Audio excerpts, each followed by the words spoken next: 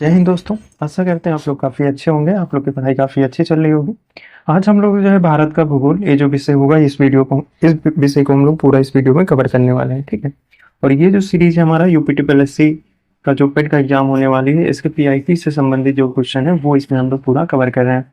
उसके साथ में यूपीटी पीएससी के जो भी एग्जाम हो रहे हैं, जैसे आपका लोअर पीसीएस का हो गया, लेखपाल के हो गए, और भी जैसे फार्मासिस्ट वाले हो गए, बीपीओ वाले हो गए, ये भी क्वेश्चन इसमें हम लोग पूरा कवर करते हुए जा रहे हैं। जैसे इसमें आपका सप्लाई इंस्पेक्टर 2016 का जो क्वेश्चन आया हुआ है, ये भी हम लोग इसमें कवर करेंगे। तो यूपी ट्रिपल एससी के जो भी एग्जाम दे रहे हैं वो सभी के लिए ये प्लेलिस्ट जो है काफ़ी अच्छी हो। तो आप लोग से उम्मीद करते हैं कि आप लोग पूरा वीडियो अच्छे से देखेंगे, ठीक है। कोई सजेशन या कोई क्वारी है तो आप लोग कमेंट करके पूछ सकते हैं। और वीडियो कैसी लगती है आप लोग जरूर बताया करिए। आप लोग का एक पॉजिटिव कमेंट जो है ना यार मोटिवेशन देता है। तो प्लीज़ यार जैसा लगे, कोई सजेशन है तो भी आप लोग दे सकते हैं, कोई इशू नहीं है मुझे। और अगर जो पीडीएफ चाहिए तो आप लोग टेलीग्राम चैनल ज्वाइन कर लेना, वहां से इसकी पीडीएफ आपको मिल जाएगी। चलो आगे बढ़ते हैं। अब हम लोग जो है शुरू करते हैं। सबसे पहले जो है नदियां तथा नदियों की घाटियां जो है ये देखेंगे। ये हमारा पहला चैप्टर होगा। तो यहाँ से हमारा पहला क्वेश्चन क्या पूछा है भाई, निम्नलिखित में से किस स्थान पर भागीरथी और अलकनंदा नदी मिलकर गंगा नदी का निर्माण करती है। तो ये कहाँ पर करती है, तो देवप्रयाग हो जाएगा। अर्थात बी जो दिया है ये इसका राइट आंसर होगा हमारा। व्याख्या में क्या दिया है, भागीरथी और अलकनंदा नदी देवप्रयाग में मिलकर गंगा नदी का जो है निर्माण करती है, ठीक है। आगे बढ़ते हैं। अगला क्या दिया है, गंडक नदी निम्नलिखित में से किस नदी से संबंधित है। तो किससे संबंधित हो जाएगा, तो ये जो है आपका गंगा नदी से संबंधित हो जाएगा। अर्थात डी जो दिया है ये हमारा इसका राइट आंसर हो जाएगा। व्याख्या में क्या दिया है, गंगा की सहायक नदियों में सोन इसके दाहिने किनारे पर मिलने वाली प्रमुख सहायक नदी है। वहीं बाएं तट पर मिलने वाली महत्वपूर्ण सहायक नदी रामगंगा, गोमती, घाघरा, गंडक, कोसी और महानंदा हो जाएगी। आगे बढ़ते हैं। अगला क्वेश्चन क्या दिया हमारा, निम्नलिखित में से कौन सी नदी उत्तर पिनाकिनी के नाम से जानी जाती है। तो इनमें से कौन जानी जाती है, तो पिन्नार नदी जो है इसको उत्तर पिनाकिनी के नाम से जानी जाती है। अर्थात डी जो दिया है ये इसका राइट आंसर होगा हमारा। आगे बढ़ते हैं। इसकी व्याख्या क्या दिया है, प्रश्नगत विकल्पों में पिन्नार नदी उत्तर पिनाकिनी के नाम से जानी जाती है। इसका उद्गम जो है चिक्का बल्लापुरा जिले अर्थात कर्नाटक के नंदी या नंदी दुर्ग पहाड़ी से होता है। आगे बढ़ते हैं। अगला क्वेश्चन हमसे क्या पूछा है इसमें, निम्नलिखित में से कौन सी नदी खंबात की खाड़ी में नहीं मिलती है। तो कोयना नदी जो है ये आपकी खंबात की खाड़ी में नहीं मिलती है। अर्थात डी जो दिया ये इसका राइट आंसर हो जाएगा हमारा। चलो आगे बढ़ते हैं। अगला क्वेश्चन देख लेते हैं हमसे क्या पूछा है इसमें। व्याख्या देख लेते हैं क्या है व्याख्या में हमारा, कोयना नदी खंबात की खाड़ी में नहीं मिलती है। इसे महाराष्ट्र की जीवन रेखा कहते हैं। यह महाराष्ट्र के सातारा जिले में स्थित महाबलेश्वर से निकलती है और करांड में कृष्णा नदी में जो है मिल जाती है। आगे बढ़ते हैं। आगे क्या दिया हमारा, गोदावरी नदी महाराष्ट्र के डाडर जिले में पश्चिमी घाट की ढलानों से निकलती है। तो यह आपका नासिक हो जाएगा। अर्थात डी जो दिया है ये इसका राइट आंसर होगा हमारा। आगे बढ़ते हैं। यहाँ पर व्याख्या हमारा क्या दिया हुआ है, गोदावरी नदी महाराष्ट्र के नासिक जिले के पश्चिम घाट के ढलानों में स्थित त्र्यंबकेश्वर से निकलती है। यह प्रायद्वीपीय भारत की सबसे लंबी नदी है। इसे दक्षिण गंगा या वृद्ध गंगा के गंगा भी कहा जाता है। प्राणहिता, मंजीरा, बेन गंगा, इंद्रावती आदि गोदावरी की सहायक नदियां हो जाएंगी। आगे बढ़ते हैं। अगला क्वेश्चन हमसे क्या पूछा है, निम्नलिखित में से किस नदी के बेसिन का कुल पुनः प्राप्ति सर्वाधिक है। तो इनमें से किसका होगा, तो कृष्णा का हो जाएगा। अर्थात बी जो दिया है कि इसका राइट आंसर हो जाएगा हमारा। व्याख्या में क्या दिया है, कृष्णा नदी के बेसिन का कुल पुनः पूर्ति प्रयोग सर्वाधिक है। नदी बेसिन के पुनः पूर्ति प्रयोग के क्रम में कृष्णा, तापी, पेन्नार तथा स्वर्ण रेखा का स्थान है। आगे बढ़ते हैं। अगला क्वेश्चन क्या दिया हमारा, इनमें से कौन सी नदी भारत में पश्चिम दिशा में बहती नदी नहीं है। तो इनमें से कौन सी नहीं होगी हमको बताना है। तो आपका कृष्णा हो जाएगा। अर्थात डी जो दिया है ये इसका राइट आंसर हो जाएगा हमारा। आगे बढ़ते हैं। इसकी व्याख्या देखते हैं क्या दिया है, नर्मदा, तापी, माही, साबरमती, लूनी आदि पश्चिम दिशा में बहने वाली नदियां हैं। कृष्णा नदी महाराष्ट्र के पश्चिमी घाट में महाबलेश्वर से निकलकर बंगाल की खाड़ी में गिरती है। कृष्णा नदी पूर्व दिशा में बहने वाली नदी हो जाएगी। आगे बढ़ते हैं। अगला क्वेश्चन हमसे क्या पूछा है इसमें, नर्मदा के अतिरिक्त कौन सी दूसरी नदी अमरकंटक से निकलती है। तो इनमें से कौन हो जाएगी हमको बताना है।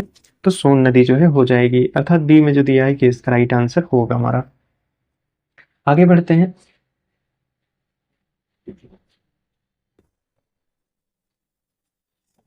यहाँ पर व्याख्या देखते हैं क्या दिया है, नर्मदा के अतिरिक्त सोन नदी का उद्गम अमरकंटक पहाड़ी से होता है।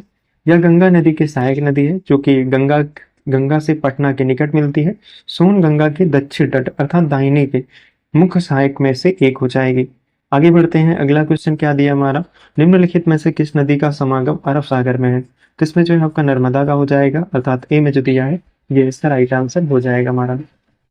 व्याख्या में क्या दिया है, नर्मदा नदी जो है मैकाल पर्वत की अमरकंटक चोटी से निकलकर पश्चिम की ओर 1312 किलोमीटर लंबाई में प्रवाहित होती हुई खंभात की खाड़ी में मिल जाती है। यह नदी बिंद एवं सतपुड़ा श्रेणियों के मध्य भ्रंश घाटी से होकर प्रवाहित होती है। आगे बढ़ते हैं, अगला क्वेश्चन क्या दिया है, निम्नलिखित में से कौन सा विकल्प भारतीय प्रायद्वीप में पश्चिम की ओर बहने वाली दूसरी सबसे बड़ी नदी हो जाएगी। तो इनमें कौन है, तो आपकी तापी हो जाएगा, अर्थात ऑप्शन बी में जो दिया है कि इसका राइट आंसर होगा हमारा। आगे बढ़ते हैं, इसकी व्याख्या देख लेते हैं क्या दिया है। भारतीय प्रायद्वीप में पश्चिम की ओर बहने वाली दूसरी सबसे बड़ी नदी जो है आपकी तापी है, जिसका उद्गम स्थल मध्य प्रदेश के बैतूल जिले के मुल्ताई के निकट सतपुड़ा की पहाड़ियों से है। तापी की लंबाई 724 किलोमीटर है। पश्चिम की ओर बहने वाली सबसे बड़ी नदी जो है आपकी नर्मदा है, जिसकी कुल लंबाई 1312 किलोमीटर है। नर्मदा एवं तापी भ्रंश घाटी से होकर प्रवाहित होती है। नर्मदा नदी पर ही जो है धुआंधार प्रपात है। साबरमती नदी का उद्गम राजस्थान में अरावली पर्वतमालाओं से होता है, जिसकी लंबाई लगभग 371 किलोमीटर हो जाएगी। आगे बढ़ते हैं, अगला क्वेश्चन क्या दिया है, निम्नलिखित में से कौन सी नदी यमुना में नहीं मिलती है।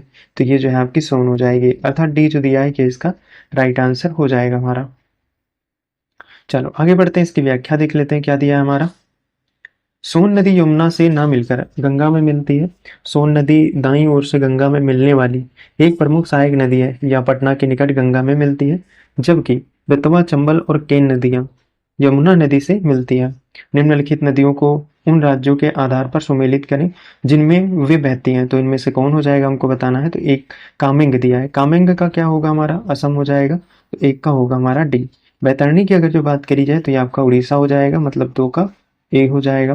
गिरना की अगर जो बात करी जाए तो गिरना जो है आपका महाराष्ट्र होगा। हसदेव की बात करते हैं तो छत्तीसगढ़ होगा, ठीक है, ये इसका क्रम होगा, अर्थात सी में जो दिया है कि इसका राइट आंसर हो जाएगा। आगे बढ़ते हैं, निम्नलिखित में से कौन सी हिमालयी नदी तंत्र की नदियां हैं। तो इनमें से कौन हो जाएगा हमको बताना है। तो एक आपकी गंगा है, दूसरी आपकी जो है ब्रह्मपुत्र। ये दोनों नदियां जो है आपके हिमालयी तंत्र की नदियां हो जाएंगी, मतलब 2 और 3। सी में जो दिया है ये इसका राइट आंसर होगा हमारा। गंगा और ब्रह्मपुत्र हिमालयी नदी तंत्र की नदियां हैं। हिमालयी तंत्र की नदियों में वर्ष भर जल प्रवाह बना रहता है, क्योंकि हिमालय से निकलने वाली नदियां बर्फ और ग्लेशियरों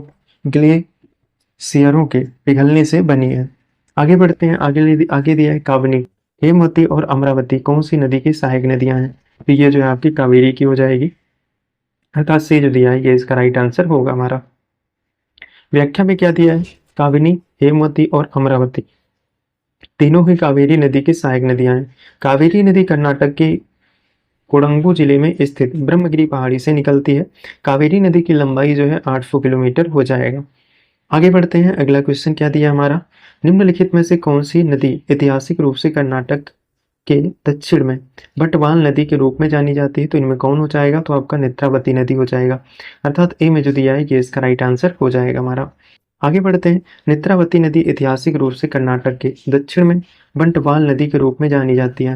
नेत्रावती नदी भारत के कर्नाटक राज्य में प्रवाहित होने वाली एक नदी है। इस नदी का उद्गम पश्चिम घाट की पहाड़ी से होता है तथा यह पश्चिम की ओर बहते हुए अरब सागर में गिरती है। सबसे छोटी नदी इनमें से कौन है हमको बताना है, तो वह आपकी कावेरी हो जाएगा, अर्थात ए में जो दिया है ये इसका राइट आंसर होगा हमारा। व्याख्या में क्या दिया है, कावेरी की लंबाई 800 किलोमीटर है, कृष्णा की 1400 हो जाएगी, नर्मदा की 1312 है, सोन की 881 है। सोन नदी के उद्गम स्थल को लेकर मत भिन्नता है। मध्य प्रदेश के अनूपपुर जिले की वेबसाइट पर बताया गया है कि इसी जिले की स्थिति सोन मुंडा नामक स्थान पर सोन नदी का उद्गम स्थल है। छत्तीसगढ़ के अनुसार सोन नदी का वास्तविक उद्गम स्थल छत्तीसगढ़ राज्य के गैरेला पेंड्रा मरवाही जिले के सोन बछरवार गांव हो जाएगा, जबकि जल शक्ति मंत्रालय भारत सरकार के अनुसार सोन नदी का उद्गम स्थल छत्तीसगढ़ के मैकाल पर्वत श्रेणी अमरकंटक पहाड़ी पर स्थित है।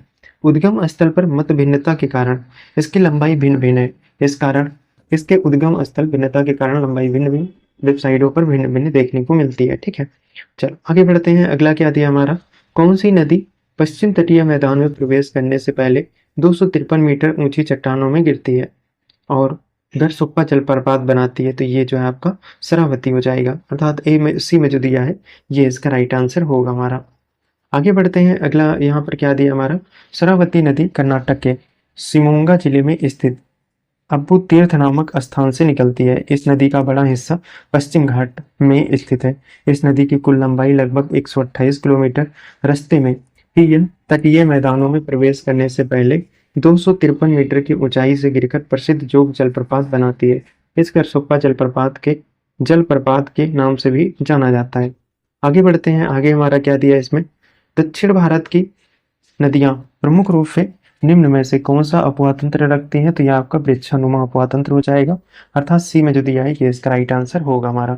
व्याख्या में क्या दिया है, दक्षिण भारत की नदियां प्रमुख रूप से वृक्षानुमा या द्रुमक्रिक अपवाह प्रारूप रखती हैं। इस प्रारूप में मुख्य नदी और उसकी सहायक नदी अपने प्रवाह के दौरान वृक्ष तथा उसकी शाखाओं जैसी आकृति का निर्माण करती हैं। आगे बढ़ते हैं। अगला क्या दिया है, भारत की 3 महत्वपूर्ण नदियों का स्रोत हिमालय स्थित मानसरोवर झील के निकट है। बताएं कि यह कौन सी नदी है, तो आपका ब्रह्मपुत्र, सतलज और सिंधु हो जाएगा, अर्थात बी जो दिया है ये इसका राइट आंसर होगा हमारा। आगे बढ़ते हैं। अगला क्वेश्चन क्या दिया है, इस नदी की कुल लंबाई 3200 किलोमीटर है। यह तिब्बत से जो है शुरू होता है, जहां इसे सांगपो कहा जाता है और दिहांग नाम के तहत भारतीय क्षेत्र में प्रवेश करती है। इसकी महत्वपूर्ण सहायक नदियां सुबनसिरी, कामेंग, धनसिरी, मानस, तिस्ता है। नदी का नाम क्या होगा, तो इनमें से किसकी जो है सहायक नदियां होंगी, तो ये सारी जो है ब्रह्मपुत्र की हो जाएंगी, अर्थात सी जो दिया है ये इसका राइट आंसर होगा हमारा। व्याख्या में क्या दिया है हमारा, ब्रह्मपुत्र नदी से संबंधित नवीनतम शोध के उपरांत ब्रह्मपुत्र नदी का उद्गम स्रोत अगस्सी ग्लेशियर माना जाता है, ना कि चेमा युंगडुंग को। ठीक है, तिब्बत में इस नदी को सांगपो कहा जाता है। जब यह भारत में अरुणाचल प्रदेश में प्रवेश करती है तब इसका नाम दिहांग हो जाती है, तथा असम में प्रवेश करने पर इसका नाम जो है ब्रह्मपुत्र हो जाता है। ब्रह्मपुत्र नदी की कुल लंबाई लगभग 3200 किलोमीटर है। सुबनसिरी हो गई, तिस्ता हो गया, कामेंग हो गया, धनसिरी हो गई, मानस हो गई, संकोच हो गई, लोहत हो गई, ये सारी जो है आपकी ब्रह्मपुत्र की सहायक नदियां हो जाएंगी। आगे बढ़ते हैं। अगला क्वेश्चन क्या दिया है, निम्नलिखित में से कौन सी नदी थार रेगिस्तान से होकर बहती है, तो इनमें से कौन है, तो आपकी लूनी होगा, अर्थात सी जो दिया है कि इसका राइट आंसर होगा हमारा। लूनी नदी राजस्थान में अरावली श्रेणी से निकलती है। यहाँ इसे सागरमती के नाम से जाना जाता है। सरस्वती नदी के मिलने के बाद यह लूनी नाम से प्रवाहित होती है। 511 किलोमीटर तक प्रवाहित होने के पश्चात यह नदी कच्छ के रण में जो है दलदली क्षेत्र में विलुप्त हो जाती है।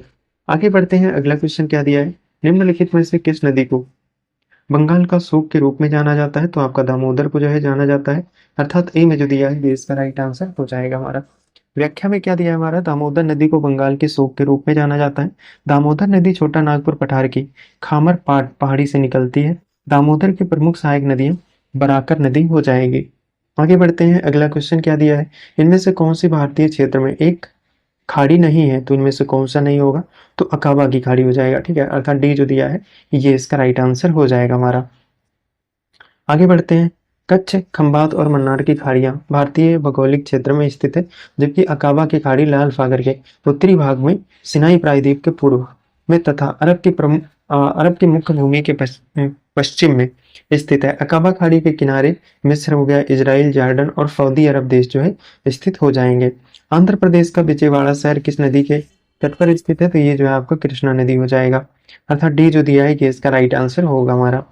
व्याख्या में क्या दिया है, आंध्र प्रदेश का विजयवाड़ा शहर कृष्णा नदी के किनारे अवस्थित। कृष्णा नदी पूर्व की ओर प्रवाहित होने वाली प्रायद्वीपीय भारत की दूसरी सबसे बड़ी नदी है, जो महाबलेश्वर से निकलकर बंगाल की खाड़ी में गिरती है। कोयना, मालप्रभा, पंचगंगा, दूधगंगा, भीमा, तुंगभद्रा, घाटप्रभा तथा मूसी आदि कृष्णा की सहायक नदियां हो जाएंगी। आगे बढ़ते हैं। अगला क्वेश्चन हमारा क्या दिया है इसमें, निम्नलिखित में से किस नदी को बिहार का शोक कहा जाता है, तो इनमें से किसको कहा जाता है हमको बताना है, तो कोसी को जो है बिहार का शोक कहा जाता है, अर्थात बी में जो दिया है कि इसका राइट आंसर होगा हमारा। आगे बढ़ते हैं। अगला क्वेश्चन देखते हैं क्या दिया है, श्रीनगर डंडक नदी के तट पर स्थित है, तो झेलम नदी के तट पर स्थित हो जाएगा, अर्थात बी में जो दिया है कि इसका राइट आंसर होगा हमारा। निम्नलिखित में से कौन सा विश्व का सबसे बड़ा नदी द्वीप है, तो इनमें से कौन होगा, तो मांजुली द्वीप हो जाएगा, अर्थात बी जो दिया है कि इसका राइट आंसर होगा हमारा। चलो आगे बढ़ते हैं। अगला क्वेश्चन क्या दिया है, निम्नलिखित में से किस राज्य में विश्व का सबसे बड़ा नदी द्वीप स्थित है, तो ये आपका असम हो जाएगा। ठीक है, अर्थात सी जो दिया है ये इसका राइट आंसर होगा हमारा। आगे बढ़ते हैं। उकाई बांध भारत के निम्नलिखित में से किस राज्य में है, और उस राज्य का दूसरा सबसे बड़ा बांध कौन सा है, तो वह जो है आपका गुजरात हो जाएगा। ठीक है, अर्थात ए में जो दिया है कि इसका राइट आंसर होगा हमारा। नागार्जुन सागर बांध किस नदी पर स्थित है? तो ये जो है आपका कृष्णा नदी हो जाएगा, अर्थात सी जो दिया है ये इसका राइट आंसर होगा हमारा। आगे बढ़ते हैं। अगला क्वेश्चन हमारा व्याख्या क्या दिया गया? नागार्जुन सागर बांध कृष्णा नदी पर बना है, यह आंध्र प्रदेश एवं तेलंगाना राज्य की सीमा पर अवस्थित हो जाएगा। आगे बढ़ते हैं। तमिलनाडु के किस जिले में कल्लई नाम से जाना जाने वाला ग्रैंड एनीकट बांध, जो कि सबसे पुराने बांधों में से एक है, स्थित है? तो ये इनमें से कहाँ पर स्थित हमको बताना है। तो ये आपका दक्षिण भारत हो जाएगा, ठीक है। तमिलनाडु के तंजौर में स्थित है यार ये तंजौर नहीं दिया है, व्याख्या में तंजौर दे रहा है। तमिलनाडु के तंजौर जिले में स्थित है। इसका निर्माण चोल राजवंश के राजा करिकाल ने जो है करवाया था। आगे बढ़ते हैं। अगला क्या दिया है? भारत में सबसे लंबा बांध कौन सा है? तो ये जो है आपका हीराकुंडा बांध हो जाएगा। सी जो दिया है ये इसका राइट आंसर होगा हमारा। व्याख्या में क्या दिया है? हीराकुंड बांध का नाम केवल भारतीय अबुध विश्व का सबसे लंबा बांध है। महानदी पर बना यह बांध उड़ीसा के संबलपुर जिले में स्थित है। आगे बढ़ते हैं। इस बांध की लंबाई जो है 4801 मीटर है, जबकि बांध की कुल लंबाई जो है 25.8 किलोमीटर हो जाएगा हमारा। आगे बढ़ते हैं। अगला क्वेश्चन क्या दिया है? गंडक सिंचाई परियोजना किन प्रदेशों का एक संयुक्त प्रयास है? तो ये आपका उत्तर प्रदेश और बिहार का हो जाएगा, ठीक है। अर्थात डी जो दिया है कि इसका राइट आंसर हो जाएगा हमारा। चलो आगे बढ़ते हैं। इसकी व्याख्या देख लेते हैं क्या दिया है। गंडक सिंचाई परियोजना उत्तर प्रदेश और बिहार का एक संयुक्त प्रयास है। इस सिंचाई परियोजना में नेपाल भी शामिल है। दिसंबर 1959 में भारत सरकार और नेपाल सरकार के बीच गंडक बैराज के निर्माण पर समझौता हुआ था। बैराज का निर्माण गंडक नदी पर वाल्मीकि नगर में वर्ष 1968-69 में किया गया था, जिसका उद्देश्य नेपाल, उत्तर प्रदेश, बिहार में सिंचाई सुविधा उपलब्ध कराना था। आगे बढ़ते हैं। अगला क्या दिया हमारा? उत्तर प्रदेश राज्य में टिहरी बांध परियोजना किस देश के सहयोग से पूरी की गई है? तो ये आपका सोवियत रूस के सहयोग से पूरी की गई है। आगे बढ़ते हैं। अगला क्वेश्चन क्या दिया भाई हमारा?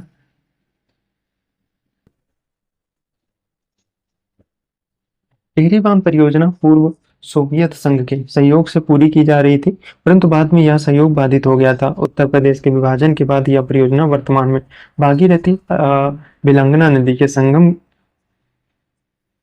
के थोड़ा आगे उत्तराखंड राज्य में टिहरी गढ़वाल जनपद में स्थित है। आगे बढ़ते हैं। अगला क्वेश्चन दिया है दुलहस्ती परियोजना किस नदी पर स्थित है? तो ये जो है आपका चिनाव नदी पर हो जाएगा, अर्थात ए जो दिया है ये इसका राइट आंसर होगा हमारा।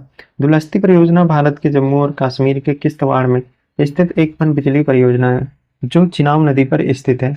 दुलहस्ती परियोजना एनएचपीसी द्वारा निर्मित 390 मेगावाट की पन बिजली संयंत्र हो जाएगा। आगे बढ़ते हैं। अगला क्या दिया है? निम्नलिखित में से कौन सा बांध और नदी के संबंध में सही ढंग से मेल नहीं खाता है? तो धरोई बांध माही नदी पर जो दिया है ये आपका गलत होगा। यही इस क्वेश्चन का हमारा राइट आंसर हो जाएगा। धरोई बांध भारत में गुजरात के मेहसाणा जिले के धरोई के पास साबरमती नदी पर बना एक ग्रेविटी बांध है। यह वर्ष 1978 में जो है पूर्ण हुआ था। आगे बढ़ते हैं। अगला क्वेश्चन क्या दिया है? सलाल परियोजना डैश नदी पर है, तो ये जो है आपका चिनाब नदी पर होगा, अर्थात ए में जो दिया है कि इसका राइट आंसर हो जाएगा हमारा।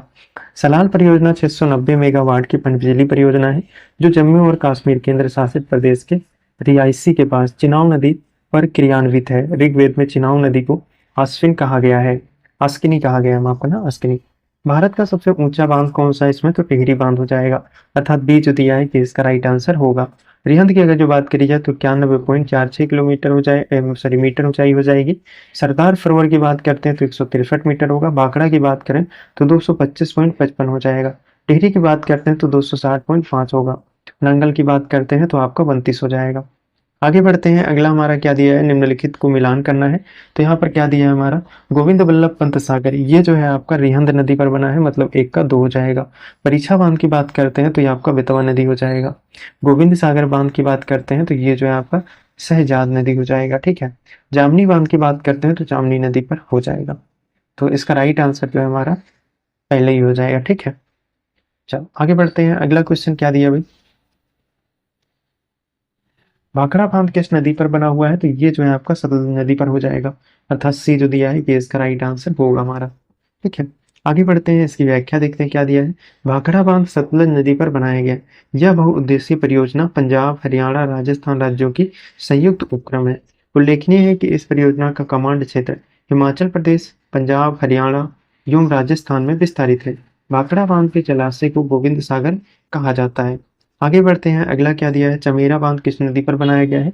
तो चमेरा बांध जो है आपका रावी नदी पर बनाया गया है, अर्थात बी जो दिया है ये इसका राइट आंसर होगा हमारा। भारत में किस राज्य में सबसे ज्यादा बांध है, तो ये जो है आपका महाराष्ट्र हो जाएगा, अर्थात डी जो दिया है ये इसका राइट आंसर होगा हमारा। आगे बढ़ते हैं, अगला क्या दिया हमारा, सलाल पनबिजली परियोजना किस नदी पर स्थित है, तो ये जो है आपका चिनाब नदी हो जाएगा, अर्थात बी जो दिया है ये इसका राइट आंसर होगा हमारा। आगे बढ़ते हैं, अगला क्वेश्चन क्या दिया है, पैठन जल विद्युत परियोजना किस राज्य में स्थित है, तो ये जो है आपका महाराष्ट्र राज्य हो जाएगा, अर्थात डी जो दिया है ये इसका राइट आंसर होगा हमारा। आगे बढ़ते हैं, अगला क्वेश्चन क्या दिया है भाई, व्याख्या क्या दिया है, जायकवाड़ी परियोजना या पैठन जल विद्युत परियोजना महाराष्ट्र के छत्रपति संभाजी नगर जिले में जैकवाड़ी गांव के निकट गोदावरी नदी पर स्थित है। इस बांध का मुख्य उद्देश्य महाराष्ट्र के सूखाग्रस्त मराठवाड़ा क्षेत्र में सिंचाई क्षमता की वृद्धि करना हो जाएगा। आगे बढ़ते हैं, आगे क्या दिया हमारा, निम्नलिखित में से किस हिल स्टेशन पर आपको चेईपारा झरना और पोथमुडू युग पॉइंट और अटूकाद झरना मिलेंगे, तो ये सारे कहाँ पर देखने को मिलेंगे, तो मुन्नार जो हिल स्टेशन है यहाँ पर देखने को मिलेगा, अर्थात ए में जो दिया है ये इसका राइट आंसर हो जाएगा। ठीक है, और मुन्नार हिल स्टेशन की बात करी जाए तो ये आपका केरल राज्य में हो जाएगा। आगे बढ़ते हैं, अगला क्वेश्चन क्या दिया है, निम्नलिखित में से कौन सी झील मणिपुर में स्थित है, तो इनमें से कौन हो जाएगी हमको बताना है, तो लोकटक झील जो है मणिपुर में स्थित हो जाएगी। चल आगे बढ़ते हैं, आगे क्वेश्चन हमसे क्या पूछा है इसमें,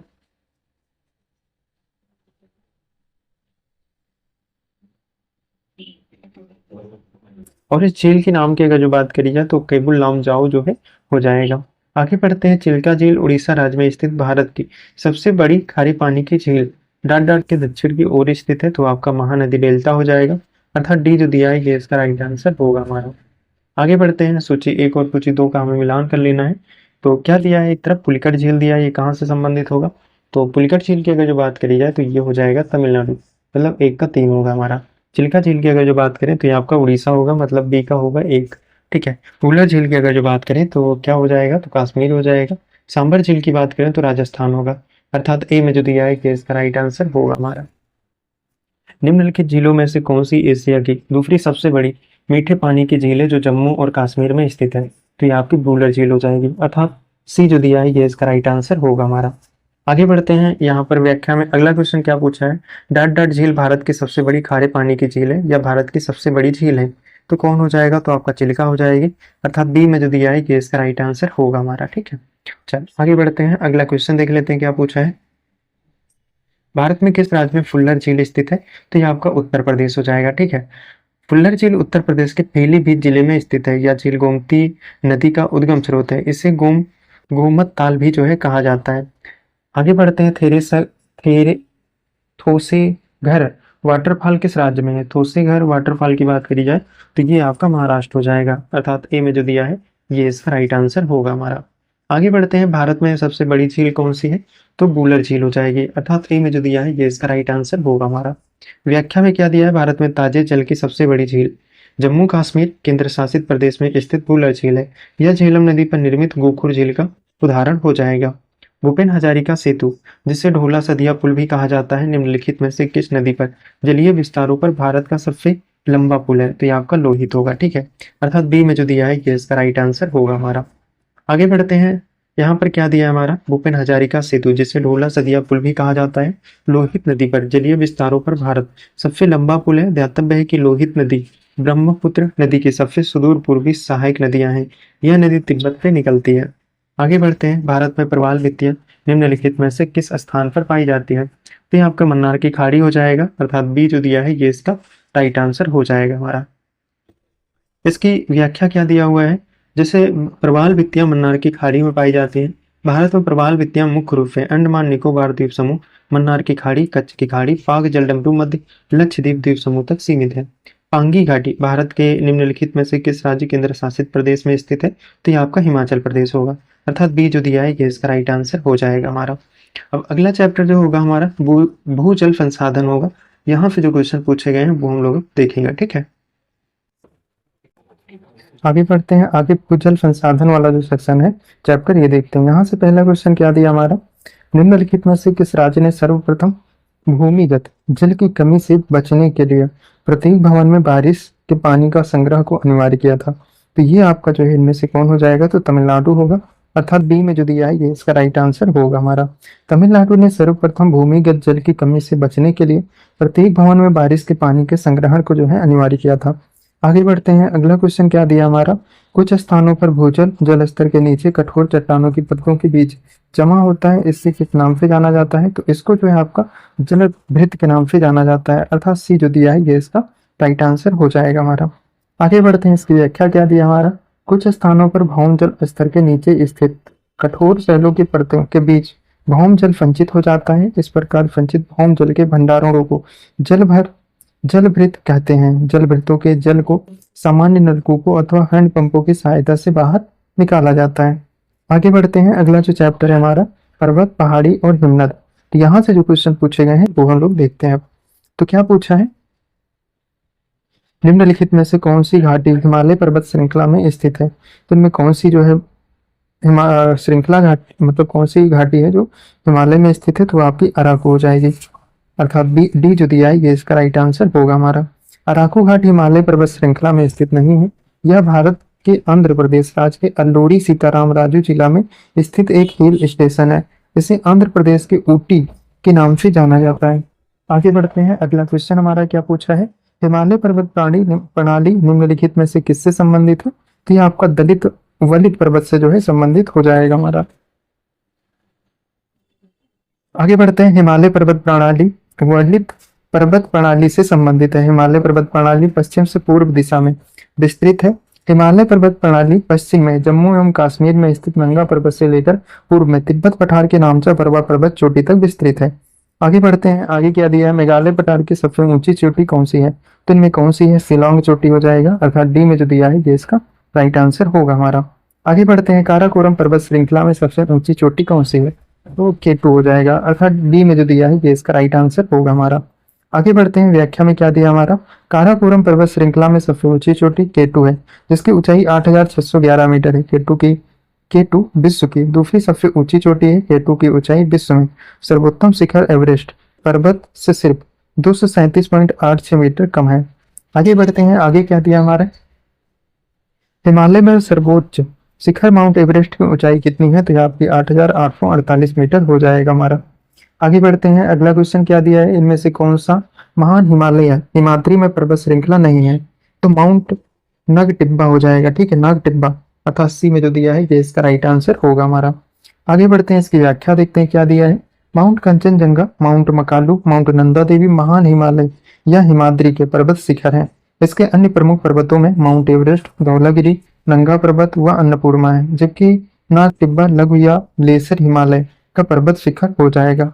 आगे बढ़ते हैं, आगे क्या दिया है, हिमालय या हिमाद्री के सुदूर दूरी उत्तरी भाग को औसत ऊंचाई लगभग है, तो कितनी हो जाएगी, तो 6000 मीटर, अर्थात बी में जो दिया है ये इसका राइट आंसर हो जाएगा हमारा। हिमालय के उत्तरी भाग में स्थित श्रृंखला को महान या आंतरिक हिमालय या हिमाद्री कहते हैं। इसकी औसत ऊंचाई लगभग 6000 मीटर है। आगे बढ़ते हैं, आगे क्या दिया हमारा, निम्नलिखित में से कौन सा विकल्प लघु हिमालय में पर्वत की सबसे लंबी पर्वतमाला है, तो इनमें से कौन हो जाएगी, तो पीर पंजाल पर्वतमाला हो जाएगी, अर्थात सी जो दिया है ये इसका राइट आंसर होगा हमारा। आगे बढ़ते हैं, इसकी व्याख्या देखते हैं क्या दिया है, लघु हिमालय की सबसे लंबी पर्वत श्रृंखला पीर पंजाल पर्वतमाला है।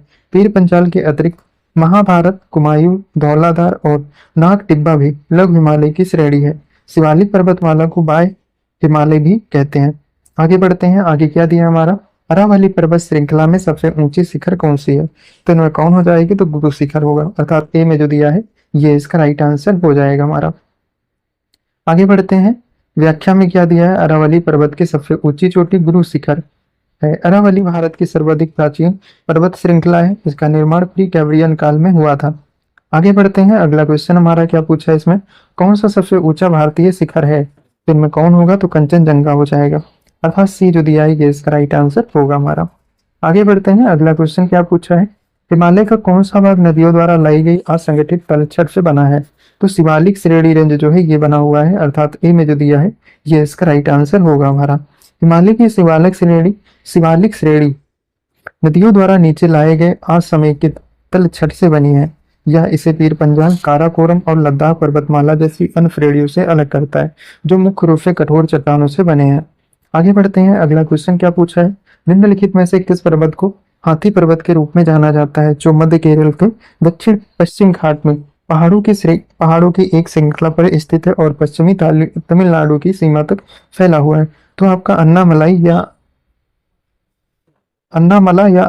हो जाएगा। बी में जो दिया है ये इसका राइट आंसर होगा हमारा। अन्नामलाई पर्वत को हाथी पर्वत के नाम से भी जाना जाता है। यह मध्य केरल के दक्षिणी पश्चिमी घाट में पहाड़ों की एक श्रृंखला पर स्थित है। यह पश्चिमी तमिलनाडु की सीमा तक जो है फैला हुआ है। आगे बढ़ते हैं, आगे क्या दिया हमारा? पश्चिमी घाट है तो पश्चिमी घाट क्या होगा? पठारों का एक ढलान हो जाएगा, अर्थात सी जो दिया है ये इसका राइट आंसर हो जाएगा हमारा। ठीक है, चल आगे बढ़ते हैं, इसकी व्याख्या देखते हैं क्या दिया है।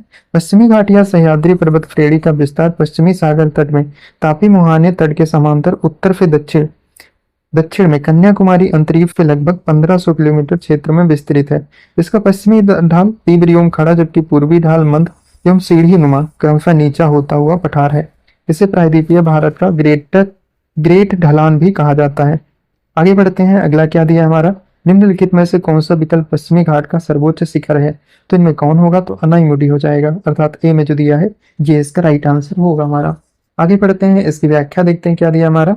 पश्चिम घाट का सर्वोच्च पर्वत शिखर अनाईमुडी है। यह प्रायद्वीप भारत की सबसे ऊंची चोटी है और यह केरल राज्य में अन्नामलाई पहाड़ी पर स्थित है। उल्लेखनीय है कि वर्ष 2012 में यूनेस्को ने पश्चिम घाट को विश्व धरोहर स्थल की सूची में शामिल किया है। आगे बढ़ते हैं, आगे क्या दिया हमारा? पश्चिम घाट का सर्वोच्च शिखर कौन सा है? तो ये आपका अनाईमुडी हो जाएगा, अर्थात ए में जो दिया है ये इसका राइट आंसर होगा हमारा। भारतीय प्रायद्वीप की सबसे ऊंची चोटी कौन हो जाएगी? तो अनाईमुडी, अर्थात बी जो दिया है ये इसका राइट आंसर होगा हमारा। केरल में स्थित सर्वोच्च पर्वत चोटी का नाम बताइए? तो अनाईमुडी हो जाएगा, अर्थात सी में जो दिया है ये इसका राइट आंसर होगा हमारा। निम्नलिखित में से कौन सी पश्चिम घाट की सबसे ऊंची चोटी है जो समृद्ध जैव विविधता के साथ यूनेस्को विश्व विरासत स्थल भी है? तो उनमें से कौन होगा? तो अनाईमुडी हो जाएगा, अर्थात बी जो दिया है ये इसका राइट आंसर होगा हमारा। व्याख्या में क्या दिया है? अनामुडी या अनाईमुडी पश्चिम घाट की सबसे ऊंची चोटी है जो समृद्ध जैव विविधता के साथ यूनेस्को विश्व विरासत स्थल भी है। इसकी ऊंचाई 2695 मीटर है, जो केरल राज्य के एर्नाकुलम तथा इडुक्की जिले की सीमा पर स्थित है। आगे बढ़ते हैं, अगला हमारा क्वेश्चन क्या पूछा है इसमें? कुल्लू घाटी को डैश के नाम से जाना जाता है? तो इसको जो है आपका देवताओं के घाटी के नाम से जाना जाता है। ए में जो दिया है ये इसका राइट आंसर होगा हमारा। कुल्लू घाटी को देवताओं की घाटी के नाम से जाना जाता है। कुल्लू घाटी भारत के हिमालय प्रदेश की एक विस्तृत खुली घाटी हो जाएगा। आगे बढ़ते हैं, आगे क्या पूछा है? कुद्रेमुख जो कर्नाटक राज्य की तीसरी सबसे ऊंची चोटी है, जो चिकमंगलूर जिले में स्थित है। या विशेष शिखर एक जानवर के चेहरे के आकार का है। निम्नलिखित में से कौन सा जानवर है? तो ये जो है आपका घोड़े के चेहरे के आकार का हो जाएगा। ए में जो दिया है ये इसका राइट आंसर होगा हमारा। व्याख्या में क्या दिया है? कुद्रेमुख कन्नड़ भाषा का शब्द है जिसका अर्थ घोड़े की शक्ल होता है। यह चोटी का शिखर एक किनारा घोड़े के चेहरे जैसा दिखाई देता है, तो इसलिए जो इसको कहा गया है। ठीक है, आगे बढ़ते हैं, अगला क्या दिया है हमारा? अच्छा, इसमें क्या दिया है? कुद्रेमुख को कर्नाटक राज्य की तीसरी सबसे ऊंची चोटी दर्शाया गया है, जो कि त्रुटिपूर्ण है। यह कर्नाटक की दूसरी सर्वोच्च चोटी हो जाएगा।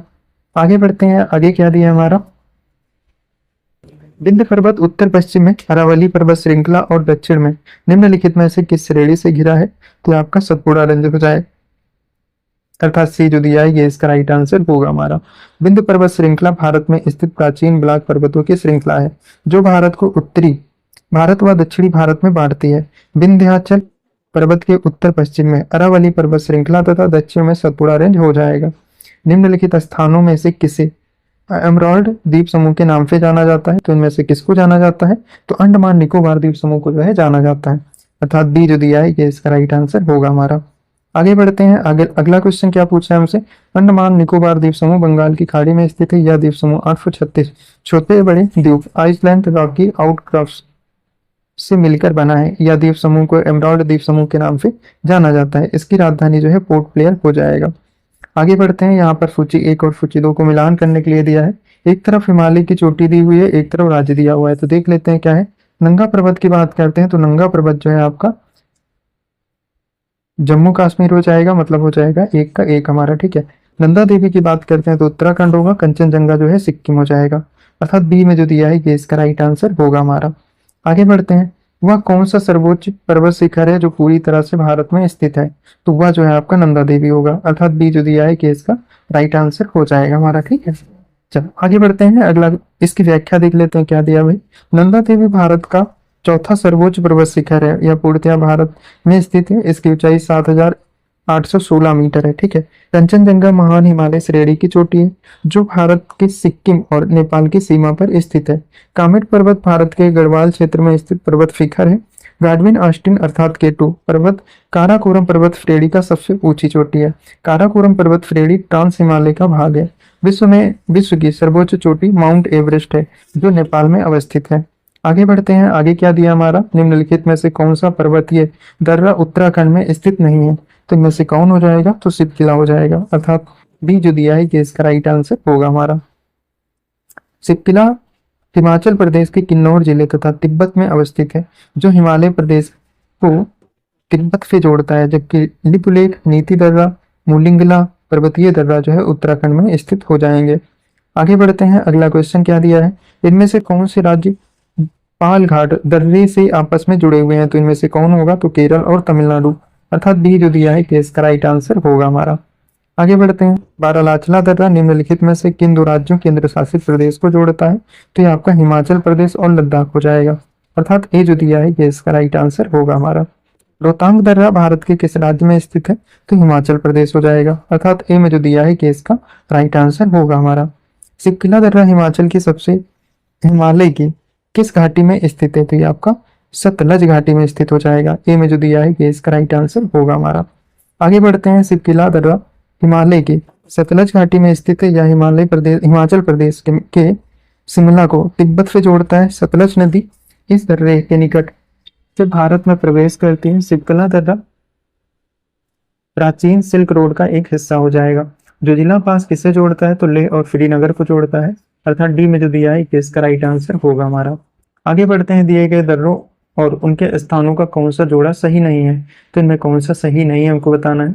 तो जो जिला और बुरचिल की बात करते हैं तो ये आपका जम्मू कश्मीर गलत होगा। ठीक है, आगे बढ़ते हैं। आगे क्या दिया है इसमें, बारालाचा और सिपकिला उत्तर प्रदेश दे रहा है, ये भी गलत होगा, हिमाचल प्रदेश हो जाएगा। थांगला नीति ये जो है हिमाचल प्रदेश दे रहा है, उसके साथ लिपुलेख ये उत्तराखंड के होंगे, तो ये भी गलत होगा। तीसरा नाथुला और जेलेपला ये सिक्किम का होगा। तो चौथा सिर्फ सही है, बाकी 1, 2, 3 जो है आपके अशुद्ध हो जाएंगे। तो अशुद्ध ही पूछा है तो हमारा ए वाला जो है सही हो जाएगा। ठीक है, चल आगे बढ़ते हैं। अगला क्वेश्चन क्या पूछा है, निम्नलिखित में से किस भारतीय पर्वतीय चोटी की ऊंचाई सबसे कम है? तो इनमें से सबसे छोटी चोटी कौन होगी? तो मुकुट पर्वत जो दिया है ये सबसे छोटी हो जाएगी इनमें, अर्थात डी जो दिया है यही इसका राइट आंसर होगा हमारा। आगे बढ़ते हैं। इनकी ऊंचाई देख लेते हैं। कंचनजंगा की ऊंचाई 8,598 मीटर है। नंदा देवी की 7,816 मीटर है। कामेट की 7,756 मीटर है। और 3 शीर्ष ऊंची भारतीय पर्वत चोटियां हैं। मुकुट पर्वत की ऊंचाई 7,242 मीटर है जो एकल प्रगत पर्वतीय चोटों में सबसे कम है। भारत का सबसे बड़ा एकल द्वीपीय सुदूर दक्षिण में कौन सा है? तो इनमें से कौन होगा हमको बताना है। तो ग्रेट निकोबार द्वीप हो जाएगा, अर्थात ए में जो दिया है ये इसका राइट आंसर हो जाएगा। चलो आगे बढ़ते हैं। अगला क्वेश्चन देख लेते हैं क्या दिया है इसमें हमारा, कौन सा जलकाय अंडमान द्वीप को निकोबार द्वीप से अलग करता है? तो वह है 10 डिग्री चैनल, अर्थात डी में जो दिया है ये इसका राइट आंसर होगा हमारा। आगे बढ़ते हैं। उत्तरी अंडमान का उच्चतम बिंदु 732 मीटर पर स्थित चोटी है, तो आपका सैंडल हो जाएगी, सैंडल पीक, अर्थात सी जो दिया है ये इसका राइट आंसर होगा हमारा। सैंडल चोटी भारत के अंडमान और निकोबार द्वीप समूह की सबसे ऊंची चोटी है। यह उत्तरी अंडमान द्वीप पर 732 मीटर की ऊंचाई पर स्थित है और सैंडल चोटी राष्ट्रीय उद्यान द्वारा घिरा हुआ है। उत्तरी अंडमान द्वीप समूह की एकमात्र नदी कालपोंग नदी हो जाएगी। आगे बढ़ते हैं। मूक घाटी कहाँ पर स्थित है? तो ये आपका केरल में हो जाएगा, अर्थात ऑप्शन ए जो दिया है ये इसका राइट आंसर होगा हमारा। आगे बढ़ते हैं। डाडा चोटी साइलेंट वैली राष्ट्रीय उद्यान पलक्कड़ में सबसे ऊंची चोटी है, तो ये आपके अंगीड़ा हो जाएगा। ठीक है, अंगीड़ा जो दिया है ये होगा हमारा, अर्थात बी जो दिया है ये इसका राइट आंसर होगा। साइलेंट वैली राष्ट्रीय उद्यान दक्षिण भारत के केरल राज्य के पलक्कड़ जिले के पश्चिमी घाट की नीलगिरी पर्वत पहाड़ियों में स्थित है। यहाँ स्थित अंगीड़ा शिखर साइलेंट वैली नेशनल पार्क की सबसे ऊंची चोटी हो जाएगी। आगे बढ़ते हैं। कौन सा पठार भारत के खनिज दिल के देश के रूप में जाना जाता है। तो इसमें से छोटा नागपुर का जो पठार है इसको जाना जाता है, अर्थात बी जो दिया है ये इसका राइट आंसर हो जाएगा हमारा। आगे बढ़ते हैं, अगला क्या दिया है, भारत का सबसे ऊंचा स्थान है, तो ये आपका कंचनजंगा होगा, अर्थात सी जो दिया है ये इसका राइट आंसर हो जाएगा हमारा। आगे बढ़ते हैं, प्रायद्वीपीय पहाड़ी मैदान के एक अनोखी विशेषता काली मिट्टी का क्षेत्र है जिसे डेल्टाट कहते हैं, तो ये जो है आपका दक्कन ट्रैप हो जाएगा, अर्थात बी जो दिया है कि इसका राइट आंसर होगा हमारा। उड़िया पठार भारत के निम्नलिखित में से किस राज्य में स्थित है, तो ये आपका राजस्थान होगा, अर्थात बी जो दिया है ये इसका राइट आंसर हो जाएगा। भौगोलिक इतिहास के अनुसार भारत का प्राचीनतम पर्वत है, तो ये आपका अरावली होगा, अर्थात सी जो दिया है कि इसका राइट आंसर हो जाएगा। ठीक है, भौगोलिक इतिहास के अनुसार भारत का प्राचीनतम पर्वत अरावली है। अरावली अवशिष्ट पर्वत का उदाहरण है। अरावली का अधिकांश विस्तार राजस्थान में है। माउंट आबू पर स्थित गुरु शिखर अरावली पर्वत की जो है सर्वोच्च चोटी है। आगे बढ़ते हैं, अगला क्वेश्चन हमारा क्या पूछा है भाई, नदी द्वीप कौन सा है, तो इनमें से कौन होगा, तो माजुली द्वीप जो है आपकी नदी द्वीप हो जाएगा। ये असम में जो है ब्रह्मपुत्र नदी पर बना हुआ है। आगे बढ़ते हैं, मिलम ग्लेशियर भारत के निम्नलिखित में से किस राज्य या केंद्र शासित प्रदेश में है, तो ये आपका जो है उत्तराखंड में हो जाएगा, अर्थात डी जो दिया है ये इसका राइट आंसर होगा हमारा। मिलम ग्लेशियर भारत के उत्तराखंड राज्य में है। यह कुमायूं हिमालय में स्थित सबसे बड़ा ग्लेशियर है जो लगभग 37 वर्ग किलोमीटर क्षेत्र में विस्तृत है। लगभग 16 किलोमीटर लंबे इस ग्लेशियर का बेस गैप मनुष्याई में है। आगे बढ़ते हैं, आगे क्या दिया है हमारा, मरुस्थल और शुष्क क्षेत्र, इसके बारे में देख लेते हैं। निम्नलिखित में से कौन सही सुमेलित नहीं है हमको बताना है। तो इसमें दिया है जैसे आपका आम्रवर्षा, तो ये आपका उड़ीसा का दिया है, ठीक है, सुमेलित नहीं है। तो आम्रवर्षा उड़ीसा नहीं होगा, पश्चिम बंगाल का होगा मेरे हिसाब से, नहीं है वो केरल तटीय वर्षा का है आपका ना, डी वाला जो दिया है ये इसका राइट आंसर होगा हमारा। बाकी व्याख्या में हम लोग और भी चीजें अच्छे से देख लेते हैं, जैसे आंधी, आंधी जो उत्तर प्रदेश में कही जाती है, काल वैसाखी की बात करें तो पश्चिम बंगाल होगा, लू जो है उत्तर पश्चिम भारत हो जाएगा, आम्र वर्षा की बात करते हैं तो केरल और तटीय कर्नाटक हो जाएगा। आगे बढ़ते हैं, भारत का थार मरुस्थल विश्व का सबसे घनी आबादी वाला मरुस्थल है। इसकी जनसंख्या घनत्व कितनी है, तो 83 व्यक्ति प्रति वर्ग किलोमीटर हो जाएगा, अर्थात बी जो दिया है ये इसका राइट आंसर होगा हमारा। चलो आगे बढ़ते हैं, अब हम लोग वन वाला जो क्षेत्र है वो देख लेते हैं। ठीक है, क्या दिया है, निम्नलिखित में से किसके द्वारा 1936 में पहली बार भारत के वन प्रकारों का वर्गीकरण किया गया था, तो सर एच.जी. चैंपियन के द्वारा किया गया था, अर्थात ए में जो दिया है कि इसका राइट आंसर होगा हमारा। भारत में वन प्रकारों को सर्वप्रथम वर्ष 1936 में सर एच.जी. चैंपियन द्वारा वर्गीकृत किया गया था, जिसे बाद में वर्ष 1968 में सर एच.जी. चैंपियन एस के सेठ के द्वारा भारत के वन प्रकारों का एक संशोधित सर्वेक्षण के रूप में संशोधित किया गया। आगे बढ़ते हैं, अगला क्या दिया हमारा, ISFR 2021 के अनुसार निम्नलिखित में से किस राज्य में वन क्षेत्र में अधिकतम वृद्धि देखी गई है, तो ये आपका आंध्र प्रदेश में जो है देखी गई है 2011 के अनुसार। ठीक है, लेकिन वर्तमान में आंध्र प्रदेश में वन क्षेत्र में अधिकतम वृद्धि देखी गई है। ठीक है, इसके बाद तेलंगाना दूसरा स्थान है, उड़ीसा का जो है तीसरा स्थान है। लेकिन ISFR 2023 के अनुसार ये जो हमारा नवीनतम आंकड़ा है, इसके अनुसार जो है मिजोरम में वन क्षेत्र में अधिकतम वृद्धि देखी गई है। इसके बाद गुजरात होगा और उसके बाद जो है आपका उड़ीसा हो जाएगा। तो तीसरा स्थान जो है आपका उड़ीसा का है, दूसरा गुजरात का है, प्रथम की अगर जो बात करी जाए तो मिजोरम हो जाएगा। ठीक है, चलो आगे बढ़ते हैं, अगला यहाँ पर क्वेश्चन क्या दिया है, फॉरेस्ट रिपोर्ट सर्वेक्षण 2021 के अनुसार भारत में निम्नलिखित में से किस राज्य में वन आवरण का सबसे बड़ा क्षेत्र है, तो आपका मध्य प्रदेश हो जाएगा। व्याख्या में क्या दिया है, भारत की वन स्थिति रिपोर्ट को द्विवार्षिक रूप में भारतीय वन सर्वेक्षण द्वारा प्रकाशित किया जाता है। वर्ष 2024 में पर्यावरण वन एवं जलवायु परिवर्तन मंत्रालय FSI द्वारा तैयार भारत वन स्थिति रिपोर्ट 2023 को जारी किया गया है। क्षेत्रफल की दृष्टि से सर्वाधिक वन आवरण वाले 5 राज्य मध्य प्रदेश, अरुणाचल प्रदेश, छत्तीसगढ़, महाराष्ट्र और आपका उड़ीसा हो जाएगा। ठीक है, चलो आगे बढ़ते हैं, अगला यहाँ पर क्वेश्चन हमसे क्या पूछा है, भारत के किस राज्य में वन क्षेत्र सर्वाधिक है, तो ये आपका मध्य प्रदेश होगा, अर्थात ए में जो दिया है ये इसका राइट आंसर हो जाएगा। व्याख्या में क्या दिया है हमारा, दिसंबर 2024 में जारी 18वीं भारतीय वन स्थिति रिपोर्ट 2023 के अनुसार क्षेत्रफल की दृष्टि से सर्वाधिक वन आवरण वाले 4 राज्य क्रमशः मध्य प्रदेश, अरुणाचल प्रदेश, छत्तीसगढ़, महाराष्ट्र है। जबकि वन आवरण प्रतिशत वाले जिले की बात करें तो आपका मिजोरम जो है सर्वाधिक वाला हो जाएगा। ठीक है, चल आगे बढ़ते हैं, अगला क्वेश्चन क्या दिया हमारा, बिनसर का जंगल भारत के किस प्रदेश या केंद्र शासित प्रदेश में अवस्थित है, तो ये जो है आपका उत्तराखंड हो जाएगा, अर्थात डी जो दिया है ये इसका राइट आंसर होगा हमारा। बिनसर का जंगल उत्तराखंड में स्थित है। बिनसर वन्यजीव अभ्यारण्य अल्मोड़ा से लगभग 22 किलोमीटर दूर स्थित है। बिनसर वन्यजीव अभ्यारण्य का क्षेत्रफल 45.07 वर्ग किलोमीटर है। यहाँ से हिमालय की बहुत सारी चोटियां दिखाई पड़ती हैं, जिसमें केदारनाथ चोटी भी शामिल है। आगे बढ़ते हैं। वन खंड एक प्रमुख पर्यावरण संसाधन है। भारत का कितना भू क्षेत्र वन क्षेत्र के अंतर्गत आता है? तो ये आपका 20% हो जाएगा। आगे बढ़ते हैं। आगे क्या दिया है हमारा? भारत में कुल वन क्षेत्र है तो कितना हो जाएगा हमको बताना है। तो देखो 2023 के अनुसार अगर जो बात करी जाए तो 71,000 माफ करना 7,15,342.61 वर्ग किलोमीटर हो जाएगा। ठीक है। प्रतिशत की अगर ये बात करी जाए तो 21.76% हो जाएगा।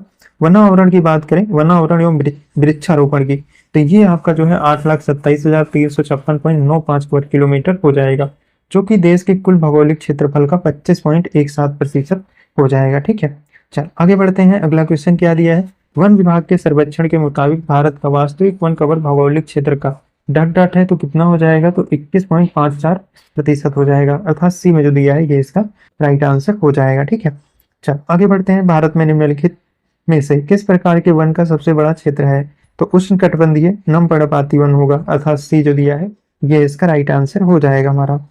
चल आगे बढ़ते हैं। अगला क्वेश्चन क्या दिया है? सागवान के जंगल भारत के निम्नलिखित में से किस राज्य में पाए जाते हैं? तो मध्य प्रदेश में पाए जाते हैं, अर्थात सी जो दिया है ये इसका राइट आंसर होगा हमारा। आगे बढ़ते हैं। अगला क्वेश्चन क्या दिया है? दक्षिण पश्चिमी पंजाब, हरियाणा, राजस्थान के अर्धशुष्क क्षेत्रों में किस प्रकार के वन है? तो ये आपके उष्णकटिबंधीय कटक वन हो जाएंगे, अर्थात सी जो दिया है ये इसका राइट आंसर होगा हमारा। दक्षिण पश्चिम पंजाब, हरियाणा, राजस्थान के अर्धशुष्क क्षेत्र में उष्णकटिबंधीय कटक वन पाए जाते हैं। उष्णकटिबंधीय कंटक वन उन भागों में पाए जाते हैं जहां 70 सेंटीमीटर से कम वर्षा होती है। आगे बढ़ते हैं। अगला क्वेश्चन हमसे क्या पूछा है इसमें?